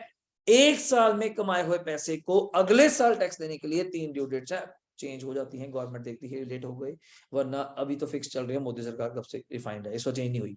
नंबर 1 31 जुलाई। 31 जुलाई तो वैसे कभी किसी को पूछोगे कि जून में फ्री है, नहीं भाई जून बहुत बिजी है, कोई है इसको क्या हो गया, जून में तो छुट्टी होती है, हमारी नहीं होती भाई। कारण 31 July is the last date. रिटर्नों पे लगे हुए हम लोग, रिटर्नों पे। 30 सितंबर मैं क्या सर भूल जो बस। मई के बाद जिस ऑफिस में आर्टिकल जाते हैं, मई से लेके अक्टूबर, मई से अक्टूबर मान लो कि सितंबर वाली डेट की बात चेंज हो जाती है, मई से अक्टूबर पूरा बिजनेस का बिल है, जब मर्जी जहां मर्जी ले जो, सारे बिले बैठेगी। आज देख रहे हो कस्टमर नहीं आया, कारण क्यों? मेन काम ही हमारा वो है। और सबसे बड़ा मेन काम सीजन जो है, सीजन काम आ गया ऑडिट। किसी को पूछते हैं आर्टिकल को, हाँ भी सीजन चल रहा है, तेरा कौन सीजन है? कोई मटर मोटर बेचता क्या? सीजन है, नहीं कहता अपना सीजन भाई, ऑडिट चल रहे हैं। आउट प्लेस पे जाना पड़ता है, क्लाइंट प्लेस पे जाना पड़ता है, क्लाइंट बाहर का है तो बाहर जाना पड़ेगा, आने जाने टाइम में घर पे रिटर्न ने बैलेंस शीट 10 बार तो बैलेंस शीट चेंज होती है, ये पॉइंट रह गया, लोन रह गया, एंट्री रह गई, तो वो सीजन है हमारा। जीएसटी तो रेकरिंग है, जीएसटी तो हर महीने चल रहा है, हर महीने 2-2 रिटर्न है, वो तो कैजुअल काम मानते हैं, तो हमारे आर्टिकल करना शुरू कर देते हैं। मेन सीए जो जहां इन्वॉल्व है वो है इनकम टैक्स। ये एक साल में एनुअल है, एक बार रिटर्न जानी है। जीएसटी तो हर महीने जानी है, हर महीने किंतु परंतु हो जाता है, इस बार बिल रहेगा अगले में कर देंगे, अगले का बिल इसमें कर देंगे, वो हो जाता है। इनकम टैक्स में नहीं कर पाएंगे, तो ये बड़ा रिफाइंड और टेली से चलता है, सारा डाटा टेली से चलना है, अकाउंट से चलना है, ट्रेडिंग पीएनएल से चलना है, और सारा हमने बनाना है। बैलेंस शीट आपने फाइनल करनी है, ऑडिट्स भी करने पड़ेंगे कि जो करोड़ से ऊपर टर्नओवर की तो ऑडिट भी होगा। तो इतना डीप काम है कि उसकी डेटें हैं 31 जुलाई, 30 सितंबर, लास्ट इज द 30 नवंबर। ये असेसमेंट ईयर और प्रीवियस ईयर की कहानी थी। फिर इसकी एक्सेप्शन बताऊंगा कल जाकर। कि कुछ ऐसे बिजनेस या पॉइंट्स कहे गए जिनका टैक्स हम अक्षय सेम ईयर में ले लेंगे, उनके लिए वेट ही नहीं करेंगे अगले साल की, उनको कहेंगे तुम अभी ही टैक्स देकर जाओ। एक्सेप्शंस है 5, बीकॉम में भी क्वेश्चन आता है और यहाँ पे बताऊंगा। तो अगली बार जो पढ़ेंगे, आपका कौन सा प्रीवियस ईयर बनेगा, जल्दी बोलना, अभी खत्म होने वाला है 31 मार्च 23 को ये खत्म हो जाएगा। इसका टैक्स हम लोग कब देंगे, और आपके पेपर में जो क्वेश्चन आना है वो इसी साल का आना है, असेसमेंट ईयर सिलेबस में ना टैक्स। तभी तो हमारे पास टैक्स की बुक्स मेरे पास बहुत बची होती हैं, 15 से 20 बुक्स 3 बंडल भर के पढ़ते हैं। क्यों? हर साल हम 3 बुक्स लेते हैं। एक गिरीश ओझा की लेनी है जो आपके लिए लेनी पड़ती है मुझे, नंबर 1 बीकॉम वालों की आ जाती है इकट्ठी होगी वो, नंबर 3 एक सिंघानिया राइटर है दिल्ली के, विके सिंघानिया, और हर साल बुक चेंज होनी है, रेस्ट नहीं ले सकते ना। थोड़ा बहुत अमेंडमेंट कहीं पे आई तभी तो इस बुक सबसे लास्ट से छपती है बुक, ये पहले अमेंडमेंट फाइनल हो जाए, ये अमेंडमेंट्स आनी है कि नहीं आनी, फिर बाद में अमेंडमेंट देनी पड़ेगी 10-15 पेज की। तो ये सारा सीन है प्रीवियस ईयर और असेसमेंट। कभी मार्केट में जाएंगे, आपको बुक दिखाऊंगा, पहले ही बताता हूँ, बुक है नहीं आपके पास, जब बुक आएगी टैक्स की उस पर कभी प्रीवियस ईयर नहीं लिखा होता, हमेशा असेसमेंट ईयर लिखा होगा। तो आज के बाद किसी भी राइटर पे दुकान पे जाएं तो कहना भी टैक्स की वैसी बुक दिखाई हो, वो दिखाएगा उसमें असेसमेंट ईयर लिखा हुआ। अब मान लो असेसमेंट ईयर लिखा हुआ 22-23, तो समझना वो किस साल की है, 21-22 की है। आधे बच्चों को समझ नहीं आता। आप आज के बाद कम समझेंगे कि प्रीवियस ईयर असेसमेंट ईयर का क्या चक्कर है। और लास्ट लिखिए, 2 मिनट का खत्म करिए। इनकम टैक्स में एक लास्ट वर्ड डिफाइन करा, कौन? पर्सन। हमने सारी बातें कर ली, इनकम कौन है, टैक्स की स्लैब की बात नहीं करी, कल करेंगे। सर टैक्स देगा कौन? मैंने कहा जी पर्सन, हम ही बोल देते हैं व्यक्ति। व्यक्ति कितने तरह के इनके accordingly 7। Number 1 individual, number 1 individual, जैसे मैं बैठा हूं एज अ सोल ट्रेड बोलते हैं आप लोगों लैंग्वेज में। नंबर 2 HUF, फॉर्म जानते हैं, हिंदू अनडिवाइडेड फैमिली, बिल्कुल सही, हिंदू अनडिवाइडेड। तीसरा लिखिएगा फर्म, इंक्लूडिंग ब्रैकेट में लिख लीजिएगा LLP, याद है, लिमिटेड लाइबिलिटी पार्टनरशिप। नंबर 4 लिखिएगा कंपनी। अभी हम ज्यादा बात नहीं करेंगे, कंपनी प्राइवेट है, पब्लिक है, इंडियन है, फॉरेन है, वो डिफरेंट मैटर है, वो अलग चीज है। इंडिविजुअल HEF, मोस्टली हमारे सिलेबस में से इंडिविजुअल इंपॉर्टेंट है, बाकी पढ़ेंगे सबके बारे में। HEF firm company. Next short form लिख रहा हूं AOP oblique BOI, full form लिख लेना, एसोसिएशन ऑफ पर्संस। दूसरा है बॉडी ऑफ इंडिविजुअल्स, जैसे आप बोलते हैं ग्रुप ऑफ पर्संस, कि हमने 4-5 लोगों ने इकट्ठे होके कोई सिस्टम चलाया है, कोई लोग इकट्ठे करे। एक तो होता है एसोसिएशन ऑफ पर्सन, पर्सन के अंदर तो फिर वही तरह के लोग थे, सारे इकट्ठे हो गए। जैसे एज आ मुझे कोई कहने आया सर हम NGO चला रहे हैं, उस NGO का मेंबर बन जाइए। मैं क्या काम करूं, मुझे मेंबर बनाइए, दीपक R गोयल एसोसिएट को बना लीजिए, जबकि दीपक R गोयल क्या है, फर्म, पूरी फर्म ही पार्टनर बन गई आपकी, ये मेंबर बन गई। कभी मैं आ सकता हूँ, कभी धीरे सर आ सकते हैं, कभी दीपक सर आ सकते हैं, वरना मुझे ही आना पड़ेगा, मेरा नाम लिखोगे साहिल सर, मैं इंडिविजुअली आऊंगा आपके पास, वो पूरी फर्म आएगी। पर वो तभी इकट्ठे कर पाए अगर आप क्या बनाएंगे, AOP, अगला नाम पढ़, बॉडी ऑफ। इसमें सारे कौन होंगे, इसमें कोई दूसरा बंदा हो ही नहीं सकता, ना HUF, ना फर्म, ना कंपनी। जिसमें कोई रिलायंस को मेंबर बनाना, रिलायंस के ओनर को मेंबर बनाना, फर्क है। रिलायंस का मेंबर होंगे हमारे साथ, रिलायंस टाइप है, कंपनी है हमारी मेंबर, कंपनी है, कहीं एक पर्सन होना, समझ रहे हो बात को, समझ रहे हो, वही चीज है, बॉडी ऑफ ग्रुप ही है, सारे हम सारे इंडिविजुअल, हम सब लोग इकट्ठे होकर NGO बना लें, we called as body of individuals. हम चाहते हैं नहीं इंडिविजुअल नहीं, हम और लोग भी जोड़ना चाहते हैं, फर्म, कंपनी। फिर एक काम करिए, फिर आप BOI मत बोलिए, आप AOP में जाइए, AOP में तो इंडिविजुअल है, AOP में भी पर्सन में इंडिविजुअल भी है, तो फिर आप AOP में जाइए। नेक्स्ट पॉइंट, लोकल अथॉरिटी, नाम सुना हुआ है, जिसको आप म्यूनिसिपैलिटी कहते हैं, अपनी लोकल गवर्नमेंट, पंचकुला में म्यूनिसिपैलिटी, इसको अलग स्टेटस दिया गया, LA लोकल अथॉरिटी। लास्ट कहा गया जी AJP, full form artificial judicial, जो कानून की निगाह में जिसकी अलग पहचान है, जिसको प्लस में बोलते थे आर्टिफिशियल पर्सन, याद है कुछ एक तरह का AJP, मतलब सिंपल भाषा में क्या देते हैं यहाँ पे आगे, जो कहीं कवर नहीं हुआ, एजीपी, लास्ट में लिखा हुआ है अदर एजीपी, खत्म। एनी अदर सेसी not covered under the various 6 categories covered under the AGP, उसकी अलग पहचान होनी चाहिए। मार्केट में बात खत्म करो बस, उसकी अलग पहचान होनी चाहिए। अब ये 7 तरह के लोग हैं आज के बाद बोलना। नंबर 1 इंडिविजुअल, मतलब सरकार कहती है आप इस स्टेटस के अंडर काम कर सकते हैं। राइट नाउ मैं इंडिविजुअल के स्टेटस पे काम कर रहा हूँ, कल को हम चाहते हैं एसडी कॉमर्स करे फर्म बनाई जाए, लीजिए हम दोनों पार्टनर बन जाएंगे, उसको रजिस्टर कराइए और धीरे धीरे में पार्टनर बन जाएंगे, वो फर्म बन जाएगी। जैसे दीपक आर गोयल फर्म है, 2 स्टेटस हो गए। दूसरा HUF सुना हुआ है, हिंदू अनडिवाइडेड फैमिली, जहाँ कोई एंसेस्ट्रल प्रॉपर्टी हो, खानदानी परिवार हो, उस अकॉर्डिंग वहां पे HUF बनती है मोस्टली। नंबर 3 फर्म, पढ़ चुके हैं, पार्टनरशिप तो बहुत बढ़िया आपने, ABC वगैरह वाला, including LLP also. Number 4 company, बहुत सुनिए सर, डोमेस्टिक फॉरेन, वो बाद में बात करूंगा। Number 5 AOP BOI group of persons, may be you create AOP, may be you create BOI, both हमारे लिए सेम है, वेदर इनकॉर्पोरेटेड और नॉट। अब इनकॉर्पोरेट करिए या ना, मतलब कानूनी तौर पे। 6 is the local authority, 7 is IJP। कल से आपसे पूछा जाए तो आप कहेंगे पर्सन कितने तरह के सर? 7 तरह के, individual, HUF, firm, company, AOP, BOI, LA and the AJP। Heads of income, 5 heads of income. Number 1 salary, house पर लाइन वाइज है सैलरी, क्योंकि इसमें सेक्शन है, इसमें एक्चुअली सेक्शन है, भी लिखे नहीं कि 15 से 17 चलेंगे। अब याद नहीं करने पर मैं याद करवा दूंगा कुछ लिंक की, अच्छा लगता है। 15 से 17 है, 22 से 27 है, 28 से 44 है, 45 से 55 है, 56 से 59 है, वो मैं मेन याद करा दूंगा। But you have to only learn the heads of income, salary, house property, PGBP, capital gain, other source.